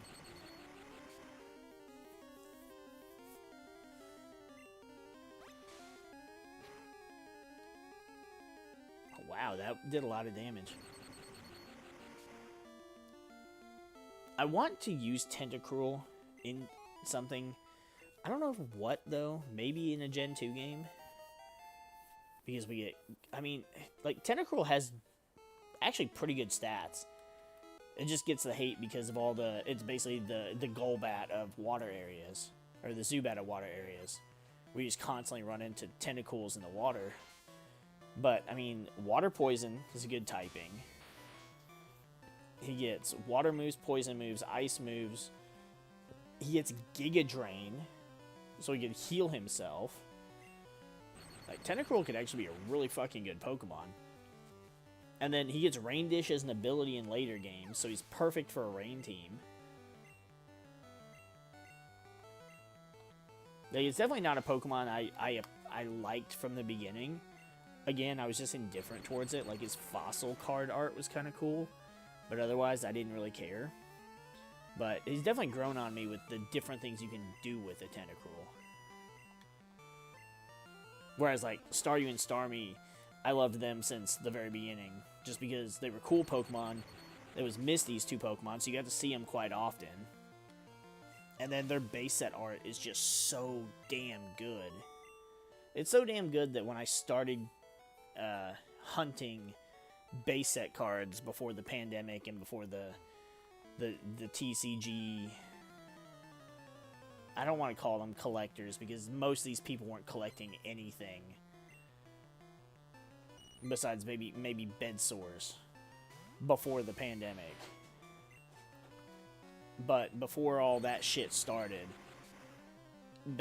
Shadowless Starmie was one of the first Shadowless cards I bought, and I still have it. Just because it's such simple art, but it just looks so damn good. And Starmie, again, is one of those Pokemon that can just do a fuck ton of things. It gets Water-type moves, it gets Psychic moves, it gets Ice moves, it gets Electric-type moves. It can do just about anything. And, I mean, even it's, those right there, I mean, the whole Bolt Beam combo of Thunderbolt and Ice Beam literally covers all types. All types are covered right there. Psychic being a good typing and having Stab, and then Water being an amazing typing. Like, Starmie just had shit going for it. Also, just being one of the fastest Pokemon in Gen 1. Like, you can just do so much with that thing.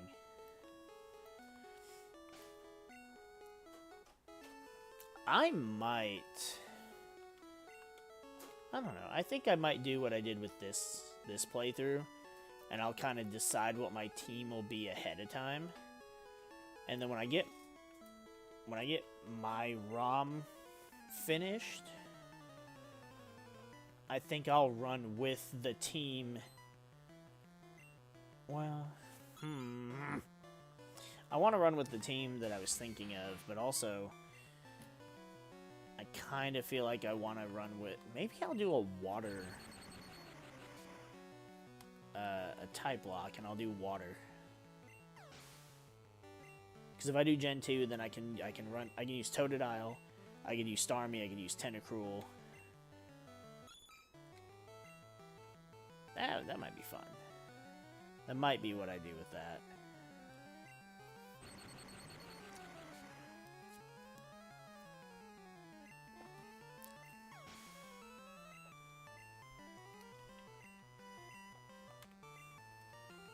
Oh, yep, I can use Kingdra. That's another cool-ass water type. Lapras.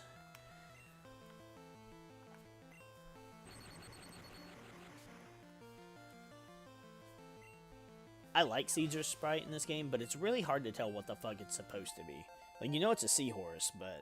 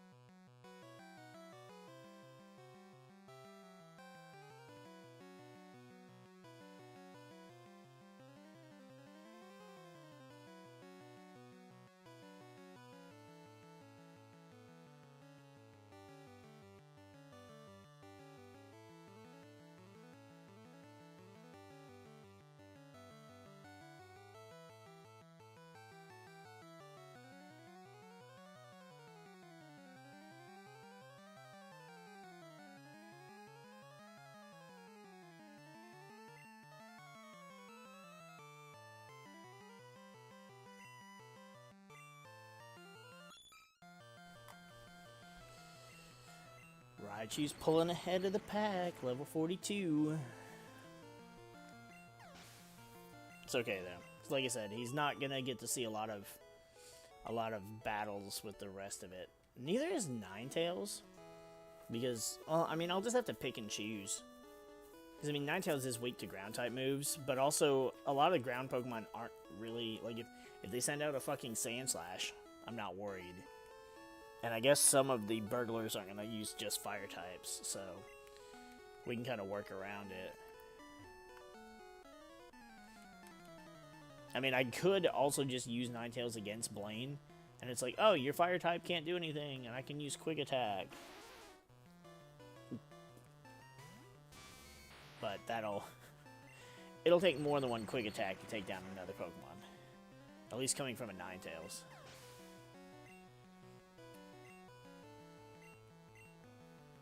Cloyster. Another cool water type.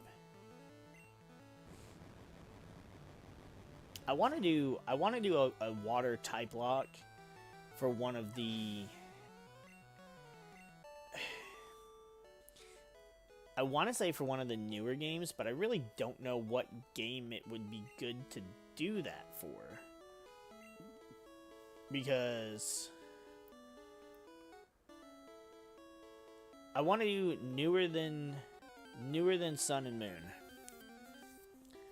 So it would have to be Let's Go Eevee, Sword and Shield, or Scarlet and Violet. Which Let's Go Eevee is just Gen 1. A lot of good water types to choose from. But I don't really know. The issue there is I don't know when you can get a water type.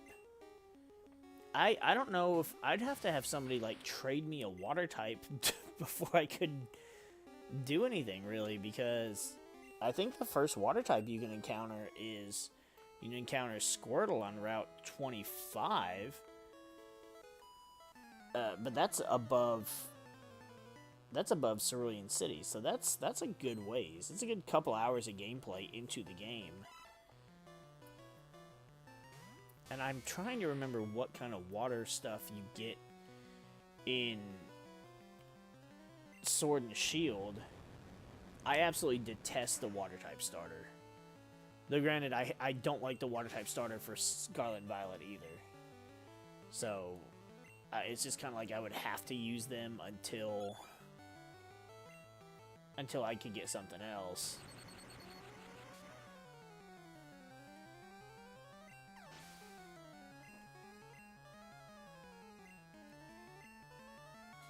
But at least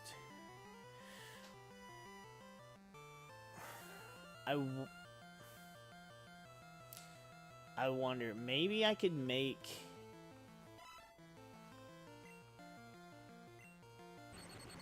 well, I don't want to do I mean, I guess I could for a randomizer. I could take my my ROM hack and use it with the randomizer, and then that way I could just do water types with that. But again, there's no telling how long it would take to get a water type when your entire game is randomized.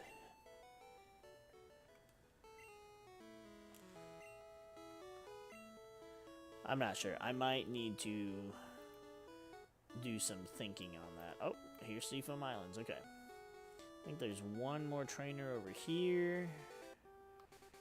And then we'll make our way up to Celadon. Ah, man. This brings back memories of how irritating this HM shit was. I can't just walk up to the water and hit A and it'd be like, would you like to use Surf? Nope, I gotta hit start, I gotta go to Pokemon, I gotta go to the Pokemon that has Surf and use Surf. A level 35, now we talking. I had fish for dinner, but you know what? Could use a little bit more. Some good protein. She goes, youch. I don't remember there being trainers in Seafoam Islands, so there's nobody to battle in there. And I don't remember if there was items in there or not. If there is, it'll be like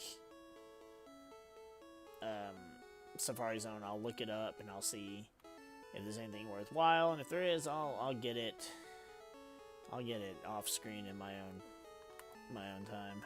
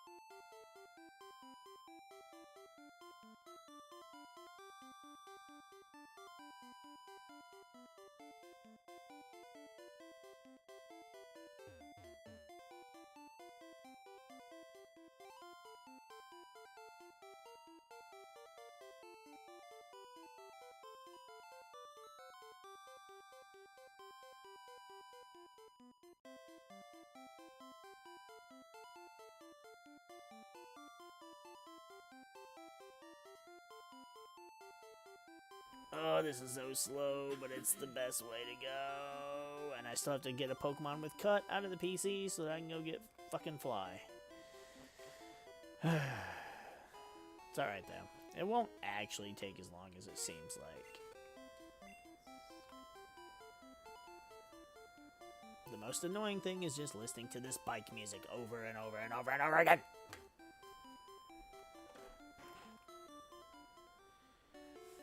Alright.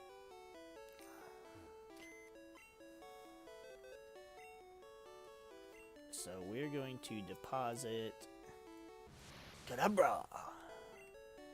And then I think Victory Bell had Cut, right? I mean, we gotta have Cut at some... Yeah, you do. Okay. What's up, V-Bell?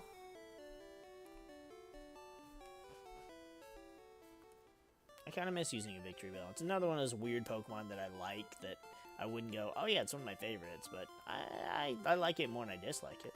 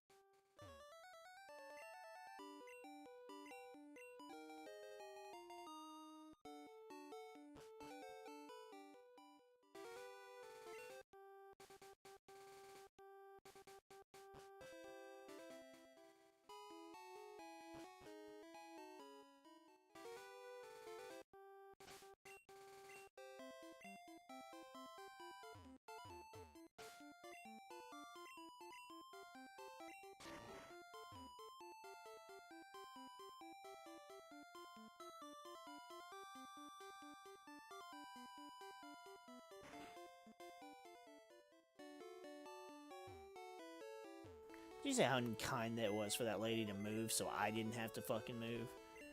I felt like Bob Kelso. Where he's just like, I'm not breaking my gate, you better get out my way.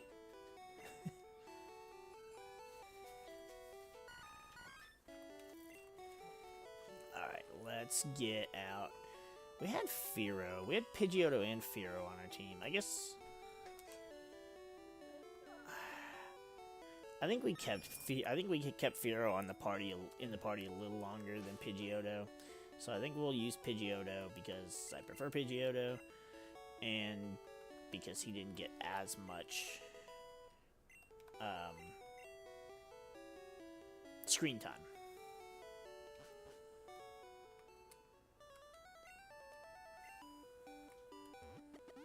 And I mean, while I like Pidgeotto better, I think it's a cooler Pidgeotto and Pidgeot. They're better looking Pokemon. They're cooler. They're more fun to say.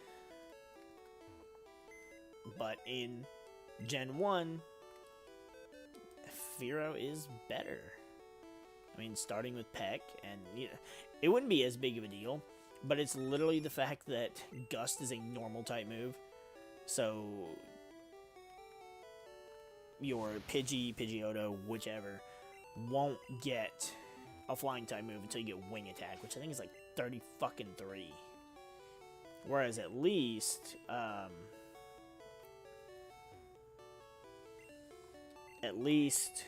Fearow or Spearow starts with Peck, and then you get Drill Peck and whatever else. It ends up being better, I guess, in the long run.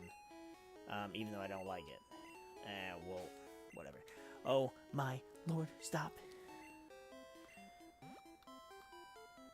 I'll just worry about depositing Fly the next time. I guess when we get down to Cinnabar. Look at the grass to the right. That's Professor Oak's garden. That's where you can catch more starters and really, really high-leveled Pokemon. And oh man, the rumors that were circulated around Gen 1.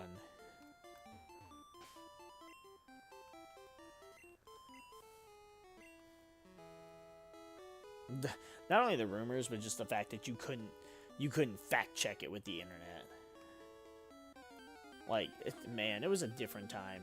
It was a different time to be not only just a Pokemon fan, but just a video game fan.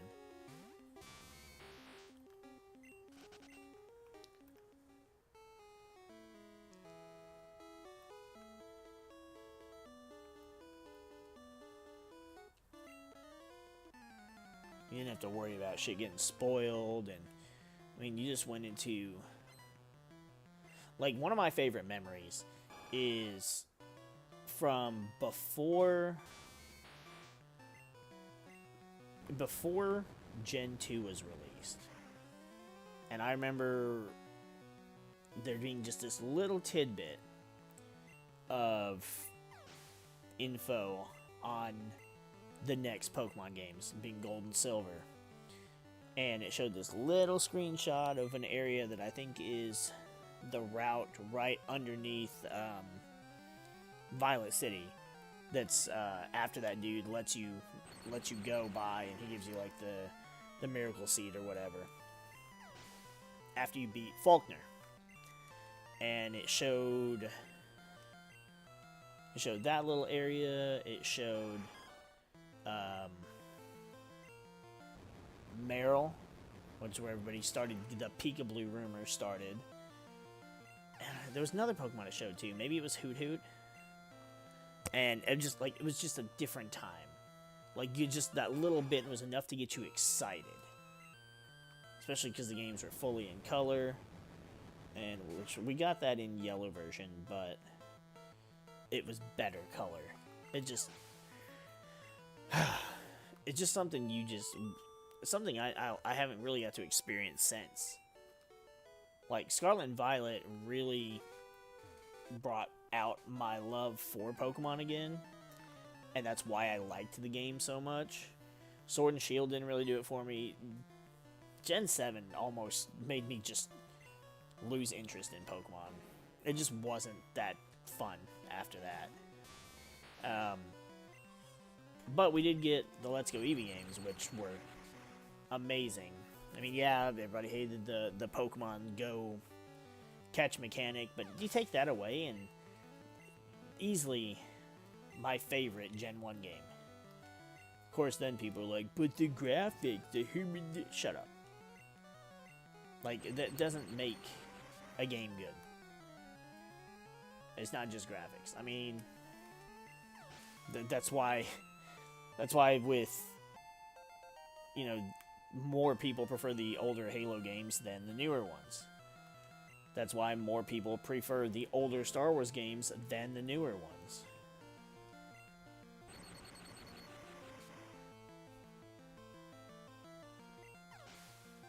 Good graphics can only carry you so far. That and the younger generations and the people nowadays that are getting into Pokemon, it's like they can't even go back and play the older games because they're just like, ew, it's ugly, it's ugh. And I'll admit, yes, they don't look as good as the newer games, but I still prefer the older games. I won't say they're better, but it's what I prefer. Just like with the TCG, I prefer the old Wizards of the Coast cards. Are they as shiny and pretty? And nah, they're not. But it's just what I prefer. I like the art style better. Nowadays, too, there's too many different, like, artists designing Pokemon cards and shit. Whereas there was only a handful back in the Wizards days, and that was just better. It was better, it was more consistent.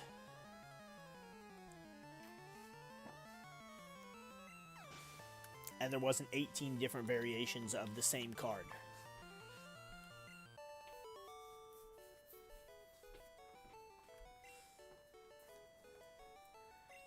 Like the fact now that it's like, oh, you've got this this EX or GX or V or whatever it is. Oh, but then it's got a full art. Oh, but then it's also got a hyper rare. Oh, but then it's also got a secret rare. Oh, but then it's got a special art rare that's a different picture. Oh, but then it's got a 10 promo. And it's just like, stop.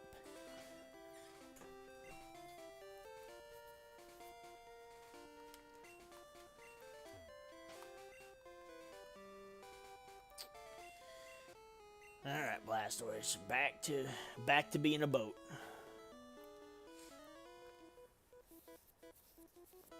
I imagine a Blastoise wouldn't swim. Like, you would just stand on it or sit on it backwards, and he would just, like, use Hydro Pump and just shoot water out of his cannons and just blast you forward. Or blast you forward, technically him backwards. That's how I imagine surfing on a Blastoise would actually be.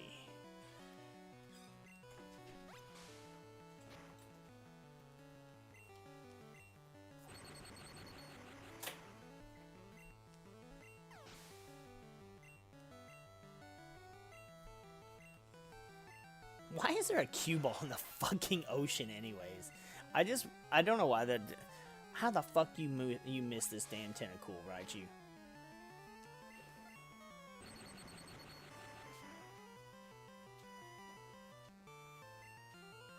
Like, the cue balls are like, they're the ones that are up there on Route 17 and 18 on Cycling, or no, 16 and 17 on Cycling Road with the, like, the biker dudes. So what the fuck is he doing in the damn ocean? Oh, he's got a Tentacruel. It looks disappointed. Now it looks extra fried.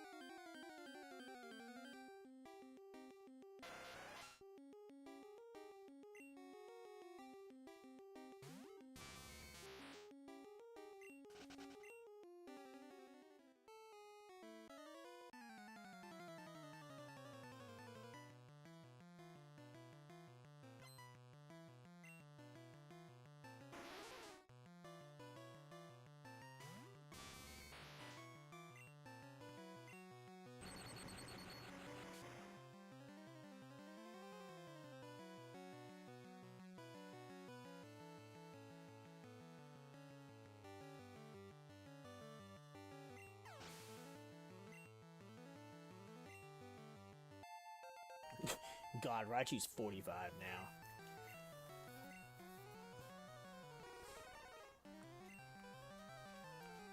This is like our trip to Cinnabar is like the Raichu Chronicles.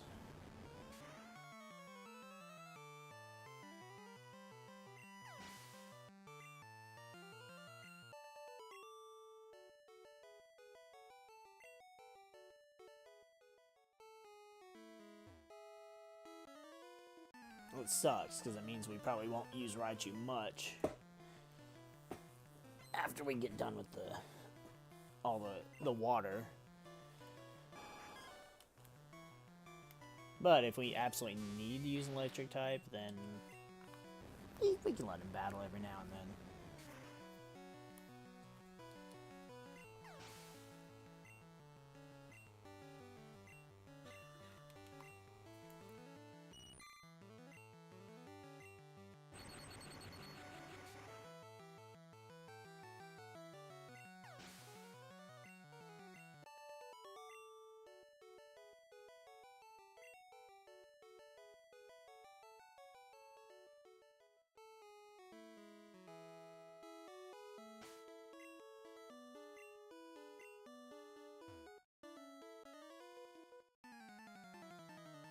I hate how the fucking... I know it's supposed to be like a seal or a dugong. The surfing sprite. There's Starmie. I love it. Starmie's Gen 1 sprite, I like it, but it doesn't really... Especially because it's all like the blue tone. It doesn't really show off its majestic purple, and the tips aren't as spiky. But I still love Starmie. But the little surf thing, when you're looking down, when you're going down, it's basically looking at the screen. It looks like a drowning Chansey. I don't know who designed it to look like that. Why does it look like a Chansey from the front? Because you can see the little tail, so clearly it's supposed to be like a seal or a dugong. I was glad that they changed it in Gen 2 and they made it Lapras. It at least made more sense. Oh, that's the same dude, okay. I wonder if that's why in Pokemon Journeys, Go is like, we can catch a dugong to surf on. Maybe that's supposed to be like a throwback to Gen 1 when your surf Pokemon, your surf sprite was a dugong. I'm sure I'm giving the writers for Pokemon Journeys absolutely way too much undeserved credit. It would be cool, but I doubt most people would get it. Hell, I didn't even think of it until just now. Raichu's level 46. I love that his attack, speed, and special are staying exactly the same. They're at 110 now. Fucking Christ.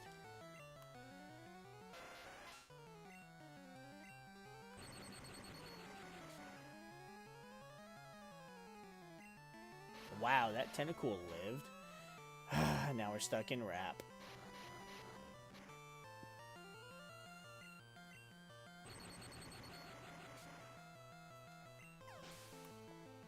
Boo doo doo doo doo. Ba da ba da ba ba. Ba da ba ba da ba da ba. Seadra's a cool Pokemon, but see, it's weird because like Seadra's supposed to be super spiky, like a spiky seahorse, but in this sprite, it just looks so like smooth. It's really weird, but I mean, Gen 1 sprites were just weird in general. This Tentacool one isn't terrible, but it just doesn't look like a jellyfish. It's like tentacles are too small. This one's level 5. What the fuck? I feel like that's the other reason people constantly got annoyed with Tentacool. Because if it was at least leveled properly, it'd be different. Whereas like Zubats are always like low leveled. But if it was, you know, like that level 40 Tentacool I ran into. I mean, level 40s are at least, it's like, well, damn, I can kill it and get some experience. But that one was a fucking level 5. Why? This dude's got a Wartortle. Look at him in all his glory. 3 more levels and you'll have a Blastoise. But you're not going to get any of those levels right now because it's dead. Raichu doesn't care. I saw... Was it today or was it yesterday? I think it was yesterday. I saw that a PSA 10 first edition base set Raichu sold for like $18,000. And I was sitting there on one hand, I'm like, damn. Because, fuck, I wish I had that much money I could just spend on shit. I absolutely wouldn't just spend it on shit. I just wish I had that kind of money that was disposable, as they call it, because I would absolutely put it towards something else. But on the other hand, I'm like, damn, I'm kind of jealous that somebody has that. I don't know what my holy grail card would be. I mean, I have a Shadowless Raichu. I've got first edition of Surge's Hollow, the Dark Raichu from Rocket Set, the Fossil Raichu. So like I've got plenty of it's kind of one of those things, like, is grading worth it? Some people say grading's a scam, and it kind of is. But at the very least, it'd be bragging rights. But I don't know what I would... I don't know what I'd prefer to have. for kind of a holy grail type card. Alright, so Raichu is 46, and everybody else is 39. I'll put Blaster. Oh, but we're not done. Nope, I gotta put Raichu back out front. Because there's a few fuckers to the right of Cinnamar I gotta go fight. Yep. See, they were like, fuck. Because they thought they were safe. They thought that I forgot about them. And I did. Until I didn't.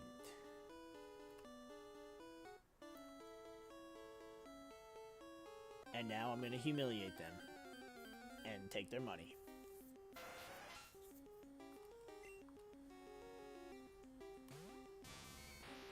It's kind of one of those things that's never really explained in Pokemon. At least in the anime. In the games, we know that, you know, we beat the shit out of people and then we get paid, you know, it's gambling, basically. Winner gets this much money. But in the anime, it's like, they never... How the fuck do you explain how Ash, Misty, and Brock just have the money to buy more Pokeballs, to pay for the food that they eat at places? Like, where does this money come from? Either they're getting it from beating trainers, which only Ash is doing that. Misty and Brock don't do much battling. Or Misty and Brock are taking their paychecks as gym leaders, even though they both left their gyms and they're not leading them. So, where is all this money coming from? If it's not from Ash beating trainers and then, you know, feeding his friends. Or I guess in the case of with Brock, it's like Ash is like, hey, I beat these trainers. Here's some money. I'll let you buy the groceries. You'll cook the food anyways because you always brag about being a great cook. And so you cook. I pay for the food, and that's kind of the deal we have. Well, what the fuck is Misty doing? Well, don't really know. It's so we have a girl with us, so that it's not just a bunch of fugly dudes walking around. I don't know. I can't try and explain all of it. I can try, but I mean, I'm not doing the best job here. Raichu's 47. Oh no, I think the numbers just changed. Oh no. Yep. Attack and speed are 112, special is 113. Well, it was good while it lasted.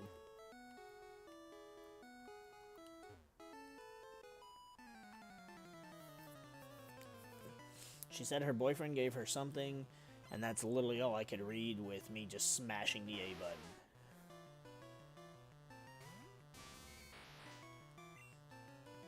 I love how different Shelter and Cloyster are.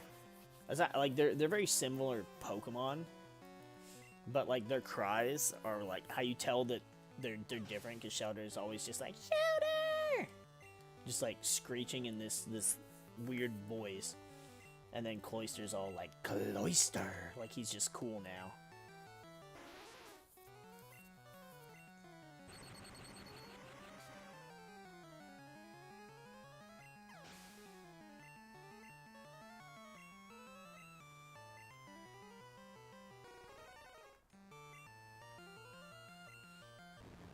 Cloyster's fun to use.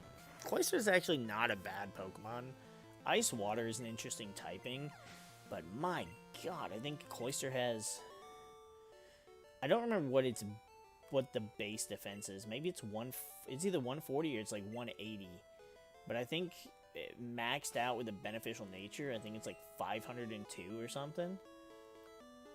Like it's crazy.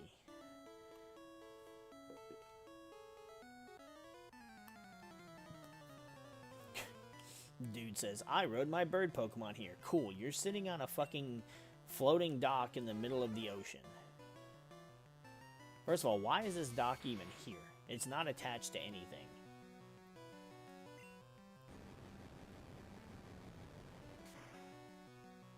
Again, when you try to understand it, when you try to explain it and make sense of it. It just makes it more difficult. It's also not meant to be, I guess, like, hyper-examined like that. It's a game for children. Like, I was 8, 9? What time did Pokemon came into America? It came to the US in 98, right? Because it came out in 96, came to the States in 98. So, I would have been 8. I wasn't trying to go, why is this dude floating on a dock in the middle of the ocean?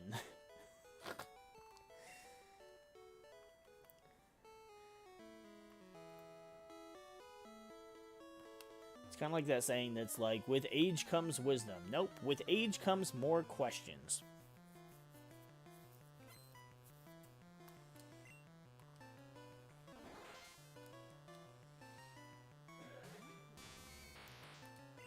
The problem is you just don't, or the difference is you just don't fire off those questions like a semi-automatic, like you're trying to play 20 questions and speed run at the same time. Raichu grew to 48. And the numbers are all back, 115. Yes. It's like Raichu heard my cry of upsetment and was like, don't worry, guy, I'll fix it. And that he did.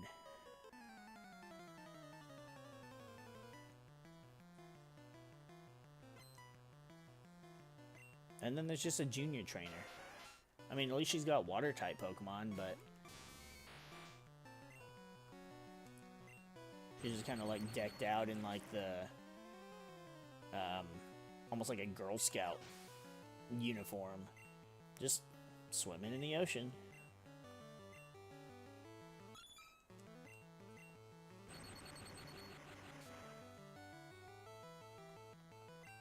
Though it does specify junior junior trainer and then the female emblem. Emblem? Logo. Sign? Symbol? I don't know what am I actually supposed to call it? Ah, she's got a seal. I think this is the first seal we've seen all game. I don't like Seal's design. I don't know why. I don't like Seal's design. I like Dugong. I don't know what the difference is. Maybe it's because Seal is like so small and derpy, but then Dugong is a little more fleshed out, design-wise. Even though it's a super simple, just like a different sea lion.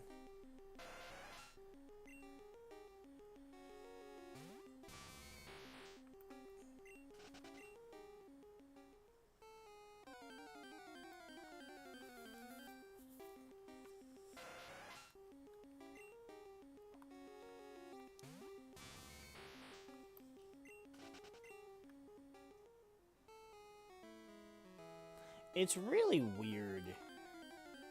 It's really weird to think about how this game goes. As far as, like, how long it takes for you to do stuff. Because if you can probably get between getting through Viridian Forest, battling Brock, getting through Mount Moon, battling Misty, 3 to 4 hours. And then you get the stuff with Surge, but between Surge and I guess it also depends on like how you do it too, because you could battle. You can choose either to do the game corner or just battle Erica's gym first, whichever one. But like the order we did all this stuff is it's like, well, we did all that, and then we had to deal with Silph, and then went straight and did the dojo, then Sabrina, then Koga. And then now we got the grindy part, which is all the water stuff. And then we got the mansion. But then after the mansion, you go Blaine, Giovanni, Rival. And then you get a little bit more grindy with Victory Road. But then you got the Elite Four. And it feels like some parts of the game happen just one after another. But then other times it's very much different. I don't know if I was putting these in the PC or if I was selling them.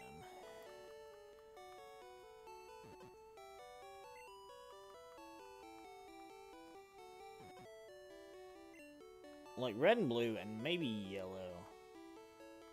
It was super fucking annoying because you could only have so many items in your bag, but then you could also only have so many items in the PC. But then you had, like, you couldn't throw away HMs, which, okay, understandable, but then you also can't get rid of other key items, and it all gets in the fucking way sometimes. Did we already heal?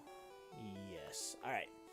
Raichu is 48. All our other Pokemon are 39. So that's something.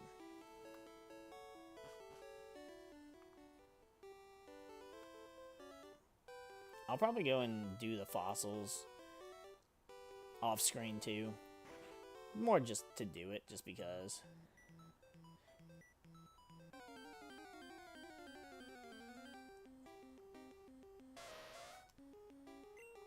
Fucking Ponyta sprite looks like it's got boots on all of its feet.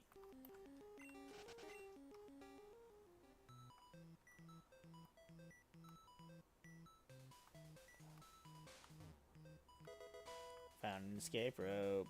I forgot I had escape ropes.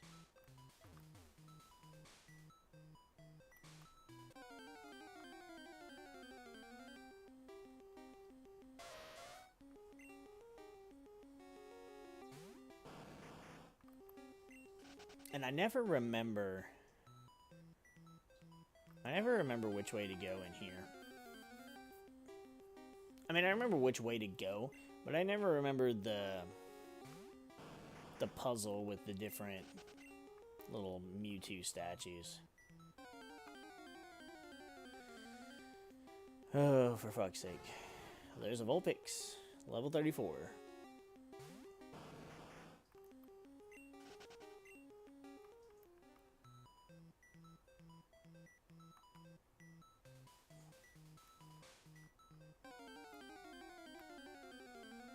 But man, imagine if we waited to get a Vulpix until now.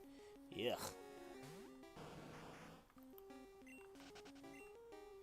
I want to say, I think blue version also, one of the exclusives was,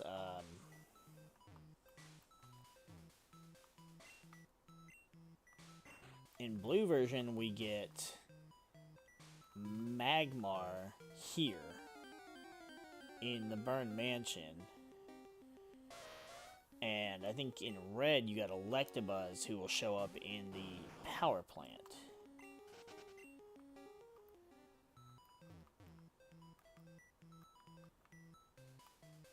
See, but what was the point in this room opening?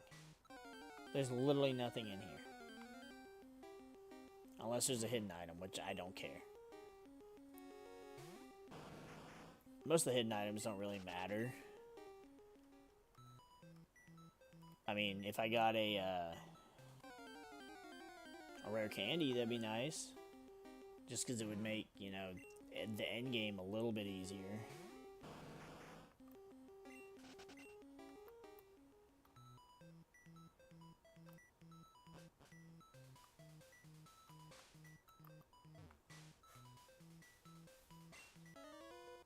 See? Even this guy's talking about how it's just a giant puzzle and he's stuck in here. Of course, he's also a burglar, so it's perfectly fine that he's stuck in here. Oh, a Charmander. Let me show you my starter Pokemon.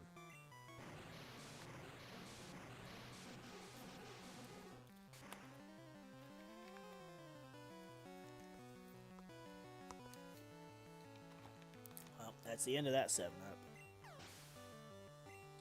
I guess we'll polish off this water before bed. Oh, he's got a Charmeleon, too. Charmeleon has such an awkward sprite in Gen 1. It's not terrible, it's just... it doesn't do Charmeleon justice, I feel like.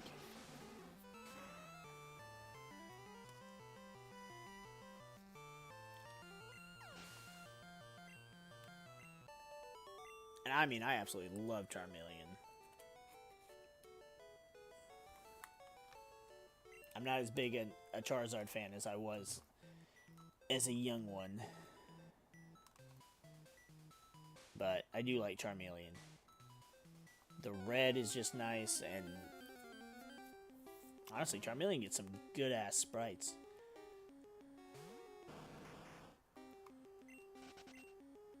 Is it Gen... I think it's Gen 2 that he gets a really good one. The newly discovered Pokemon Mew. That was ironic.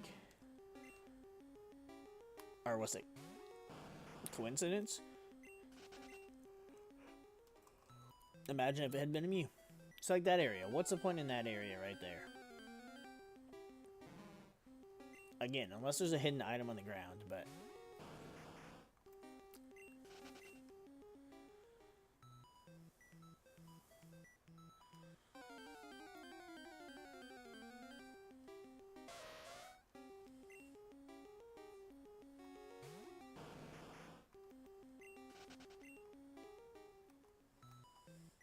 I'm also okay with the fact that... Ooh, coughing. I think this is the first time you get coughing.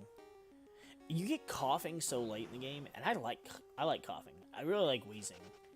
Like, this kind of... The types of moves wheezing can learn are really nice. And also, it just has decent stats. Like, it gets a good, decent special attack. It's got really good physical defense. That's purple. But it's just so late to get. At least in Gen 2, you can get a coughing. I mean, it's still not early, because you have to have at least 3 gym badges. But you can get one in the Burn Tower. In, oops. There we go. You can get one in the Burn Tower in Gold and Silver, but I think they took that away in... Is it in Crystal? I can't remember which Pokemon it is. They took away...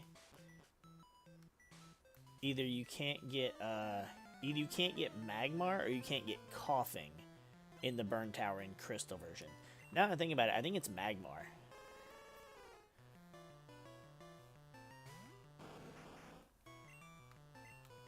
Which kind of sucks, because it's like, in Gold and Silver, you could have a I mean, you can get Growlithe or Vulpix, depending on which game.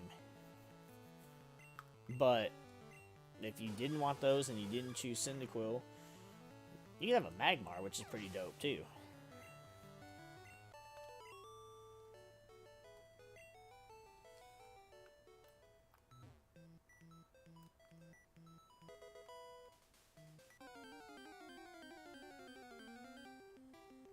Speaking of, look at that, there's a Magmar.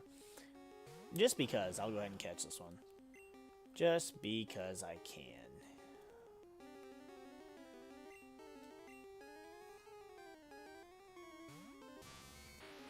Hey, it won't end up getting used, but I like Magmar. Ooh, like, and that's another example of why I love Wizards of the Coast cards more than the current gen. First of all, I can't even think of the last good Magmar art.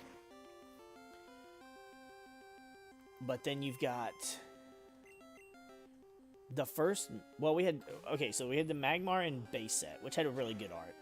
But Magmar's fossil art was crazy good.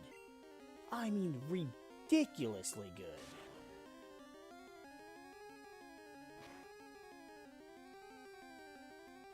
Like, it had no right being that fucking cool of art.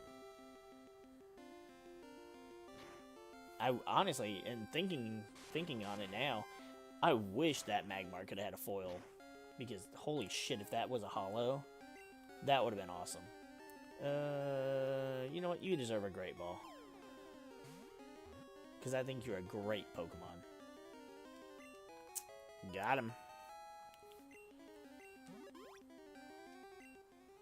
The Spitfire Pokemon. Its body always burns with an orange glow that enables it to hide perfectly among flames. Go hang out with the rest of my Pokemon at Professor Oak's lab.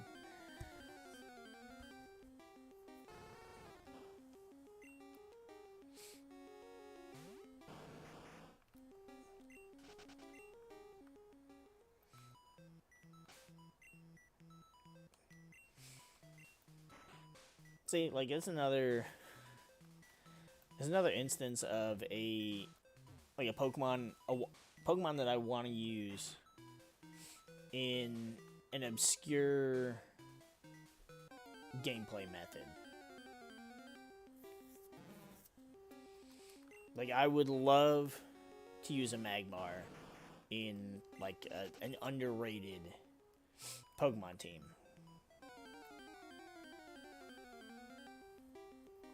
It'd be like Starmie, Magmar,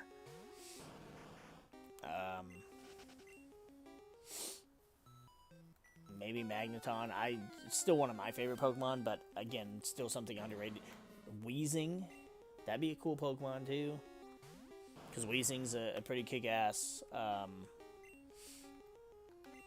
poison type. It also gets, I want to say it gets... I was thinking there was a Psychic type move that it gets, but it also gets Flamethrower and I think Fire Blast.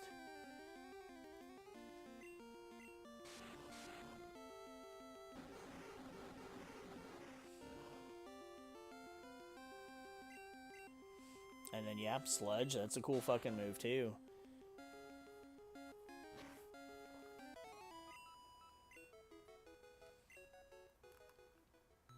Like, I think Weezing was definitely an upgrade from Coughing.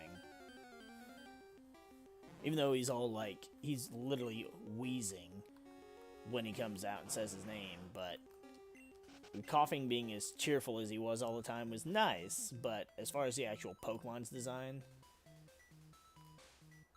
Weezing was just so much better. Fuck.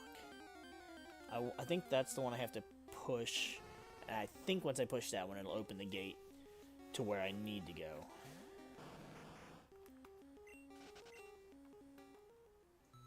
I just want to make sure there's nothing over here. If I can walk more than 3 steps. Muk. Level 40, wow. Muk is actually a good Pokemon, believe it or not. I mean, like, he's not a great Pokemon. He's not the best competitive Pokemon, but he's got pretty good stats. I want to say his physical attack and physical defense are really fucking high. And maybe his HP, too. And again, he's another cool purple Pokemon.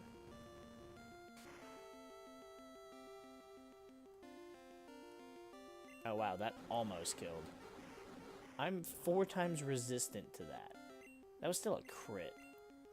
Pick him up and throw his ass.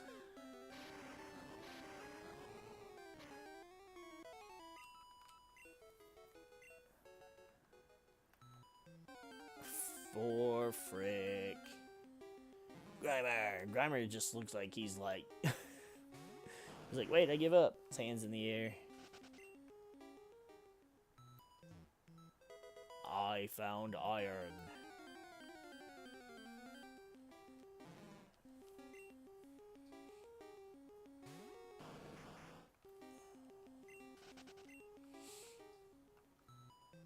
I want to do that. I want to do an underrated Pokemon run, but what game would I do it in? Again, I feel like I would do it in an earlier game.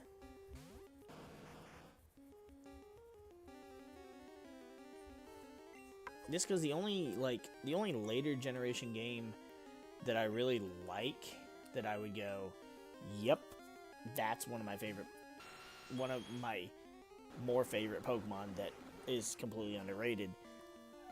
I don't really have that many that are, you know, past Gen 4, with the exception of, like, Wishy-Washy. And that's pretty much one of the only Gen 7 Pokemon I liked. I love the fuck out of that fish. Oh my lord, I would love to be able to walk.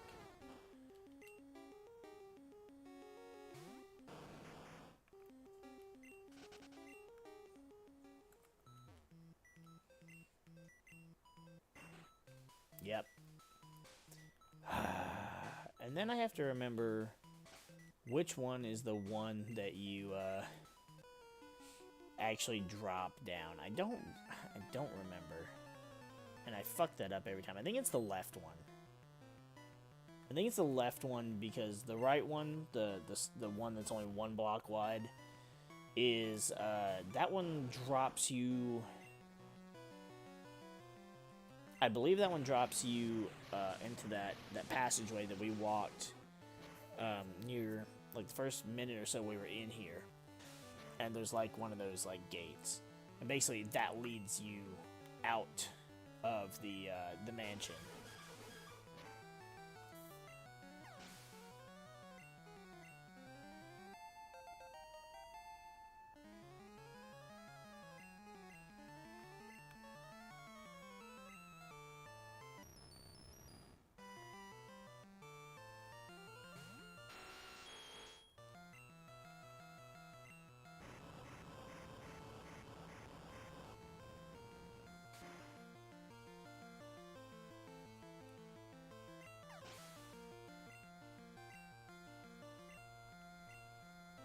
A Voltorb.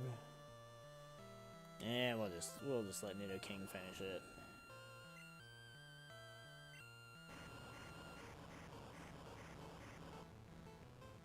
Of course, it really doesn't matter because once I get the key in here and the items, like I'm not walking all the way back through. I'm just gonna escape rope the fuck out of here.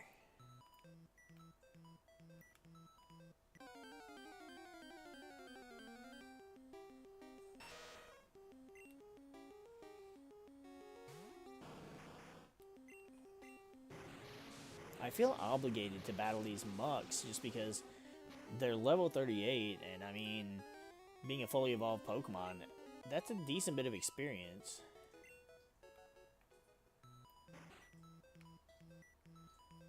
Okay, see, this goes nowhere.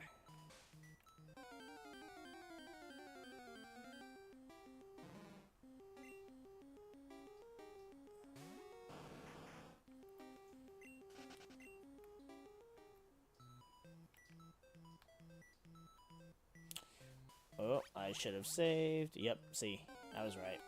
I still should have saved before I walked, but I was confident. My hands were confident enough. In my head, I'm sitting here, wait, and my body was already just like, don't worry about it.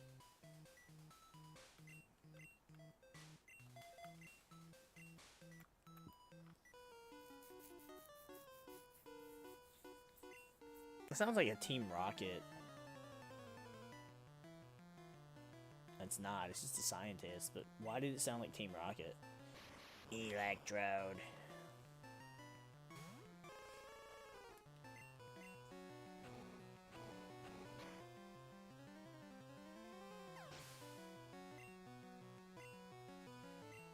And a Weezing. Alright, I'm gonna switch to Haunter. I'm gonna use Psychic, and I'm gonna check on something real quick.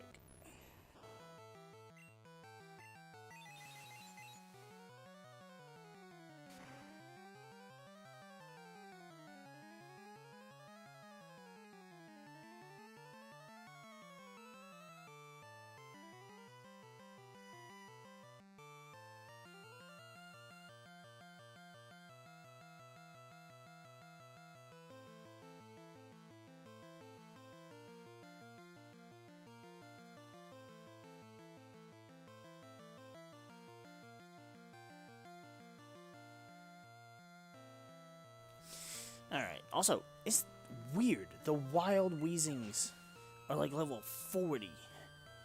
Or, well, they're like 38 to 40. Same thing with the Mucks. And this dude's was 29. Yeah, ouch indeed. Pokemon are pathetic, dude.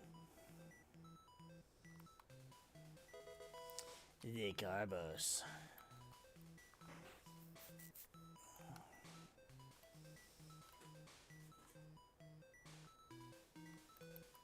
Oh, more reading. Mewtwo is far too powerful. We have failed to curb its ferocious tendencies. Wonder what happened. I like how this guy looked directly at me. Didn't try to battle until I talked to him.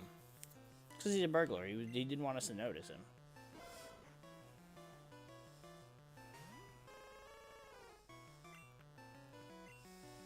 Wikidaki. that didn't do as much as I wanted.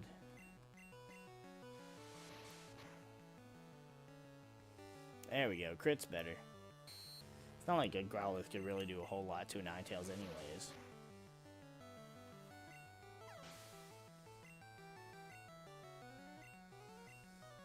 It's a bonita. Now this thing does have Stomp. And our defense is lowered twice. Another quick attack should do it as long as we get another crit. Damn. Oh, but the Ponyta got a crit. Well, the fuck's a you,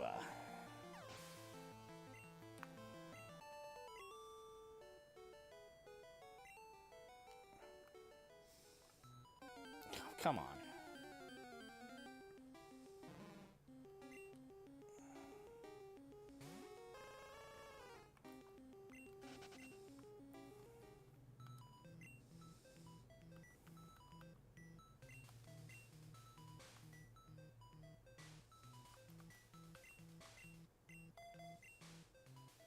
I really need to try and have Ninetales do most of the battling in here. Because there can't be that many trainers left. But we really need to get her level up in here. Blizzard! Just because, for fuck's sake.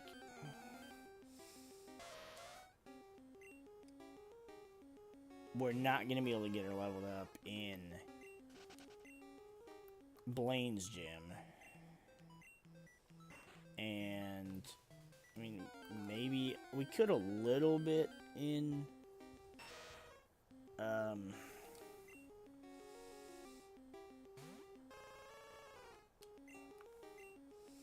Giovanni's gym, I feel like, but not enough to bank on it. That was a crit. Definitely needed that.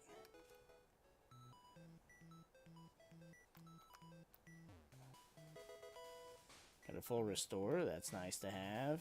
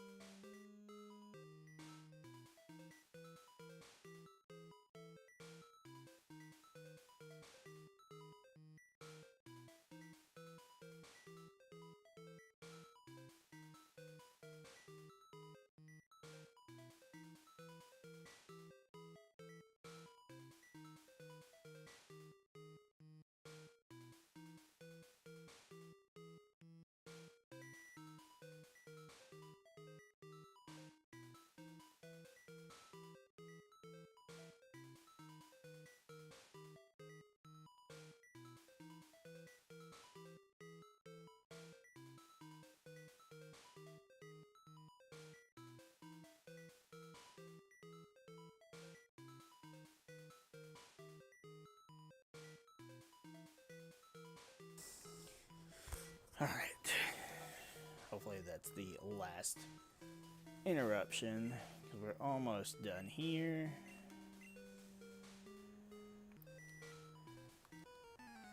This place is ideal for a lab. I'm pretty sure that's what it was already. Don't make their mistake, and it might be alright.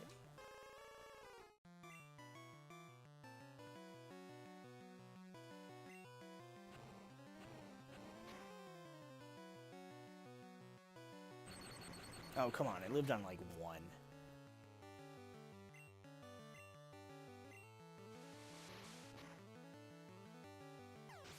It's so hard to look at Magnemite and Magneton in this game and not think of them as steel types. Because it's like, I know they're electric types. But I also always think of them as electric steel. Because they were only I believe they're the only Pokemon that changed types between Gen 1 to Gen 2. It's like, yeah, they introduced, you know, Steel type, and we got Steelix, but if I'm remembering correctly, I think they're the only ones that change. It's alright, we can take it. I think they're the only ones that changed, and that throws me off so fucking bad. Because in Gen 1, I'm like, I know they're electric, but then I'm also like, oh yeah, they're not steel.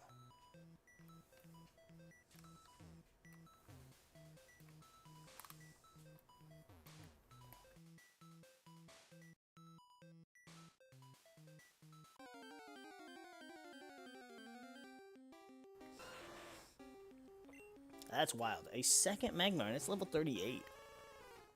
I almost thought we weren't going to run into another Magmar. Almost.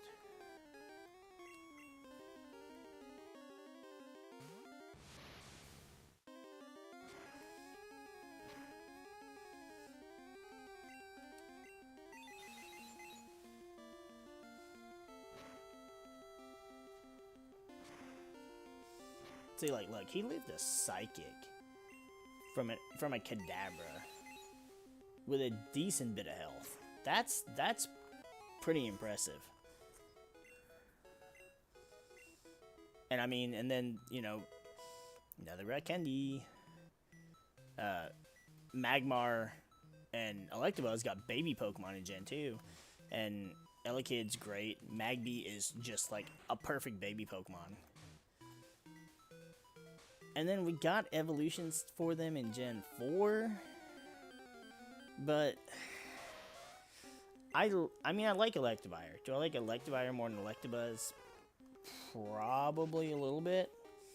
But I do not like Magmortar more than Magmar. I just don't.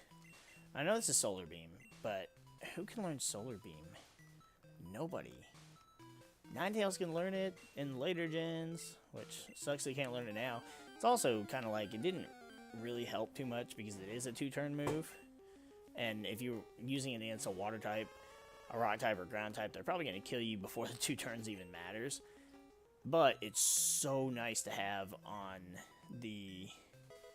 in the newer games, because once you have Drought, it's like, oh, the sun's up, it powers up my fire type moves, it makes Solar Beam a 1-turn 120 base grass move. Fuck yeah. Alright, and we're out of here. Now we can go and we can heal up our team. We can save the game, and I guess that's how the next, I guess that's how our final stream will be. We'll do,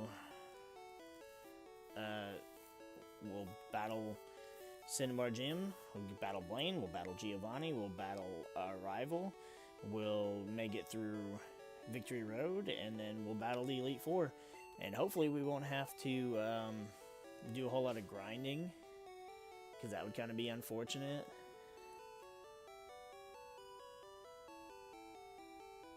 I'm trying to decide.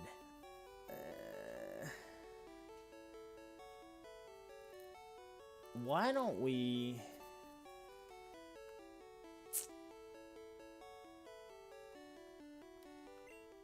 Why don't we go ahead and let's go ahead and battle Blaine real quick. So I'm trying to think.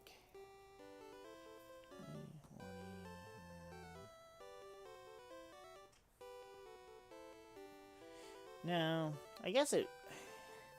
I'm trying to think of how long it would take to do everything. You go through a gym. There's 1, 2, 3, 4, a handful of trainers, and then the gym leader. Maybe 20 minutes. And then another 20 minutes for Giovanni's gym. 5 to 10 minutes to battle the rival. Get all that done in less than an hour. Shouldn't even take an hour to get through Victory Road. And then the Elite Four. Yeah, it should all be doable then. I think we can give it a call it here. And then in the next and presumably final stream for Blue version, we'll get all of that done and catch the legendary Articuno. Because I don't think our team is, well, our team's not up to catching Articuno, but again, we're just throwing a Master Ball at it, so we may start the next stream off just with me right there in front of Articuno, just so we can have the encounter on stream. That'll be the beginning of the stream, and then we'll escape rope out of there and go do all the others. I think that's what we'll probably do. So, team's looking pretty good so far. We're going to go ahead and save it here. Always remember to save your game, because if you were to lose that data, it would be a shame. That's going to do it for this stream, though. Hope you guys enjoyed. Hope you guys are enjoying the series on YouTube.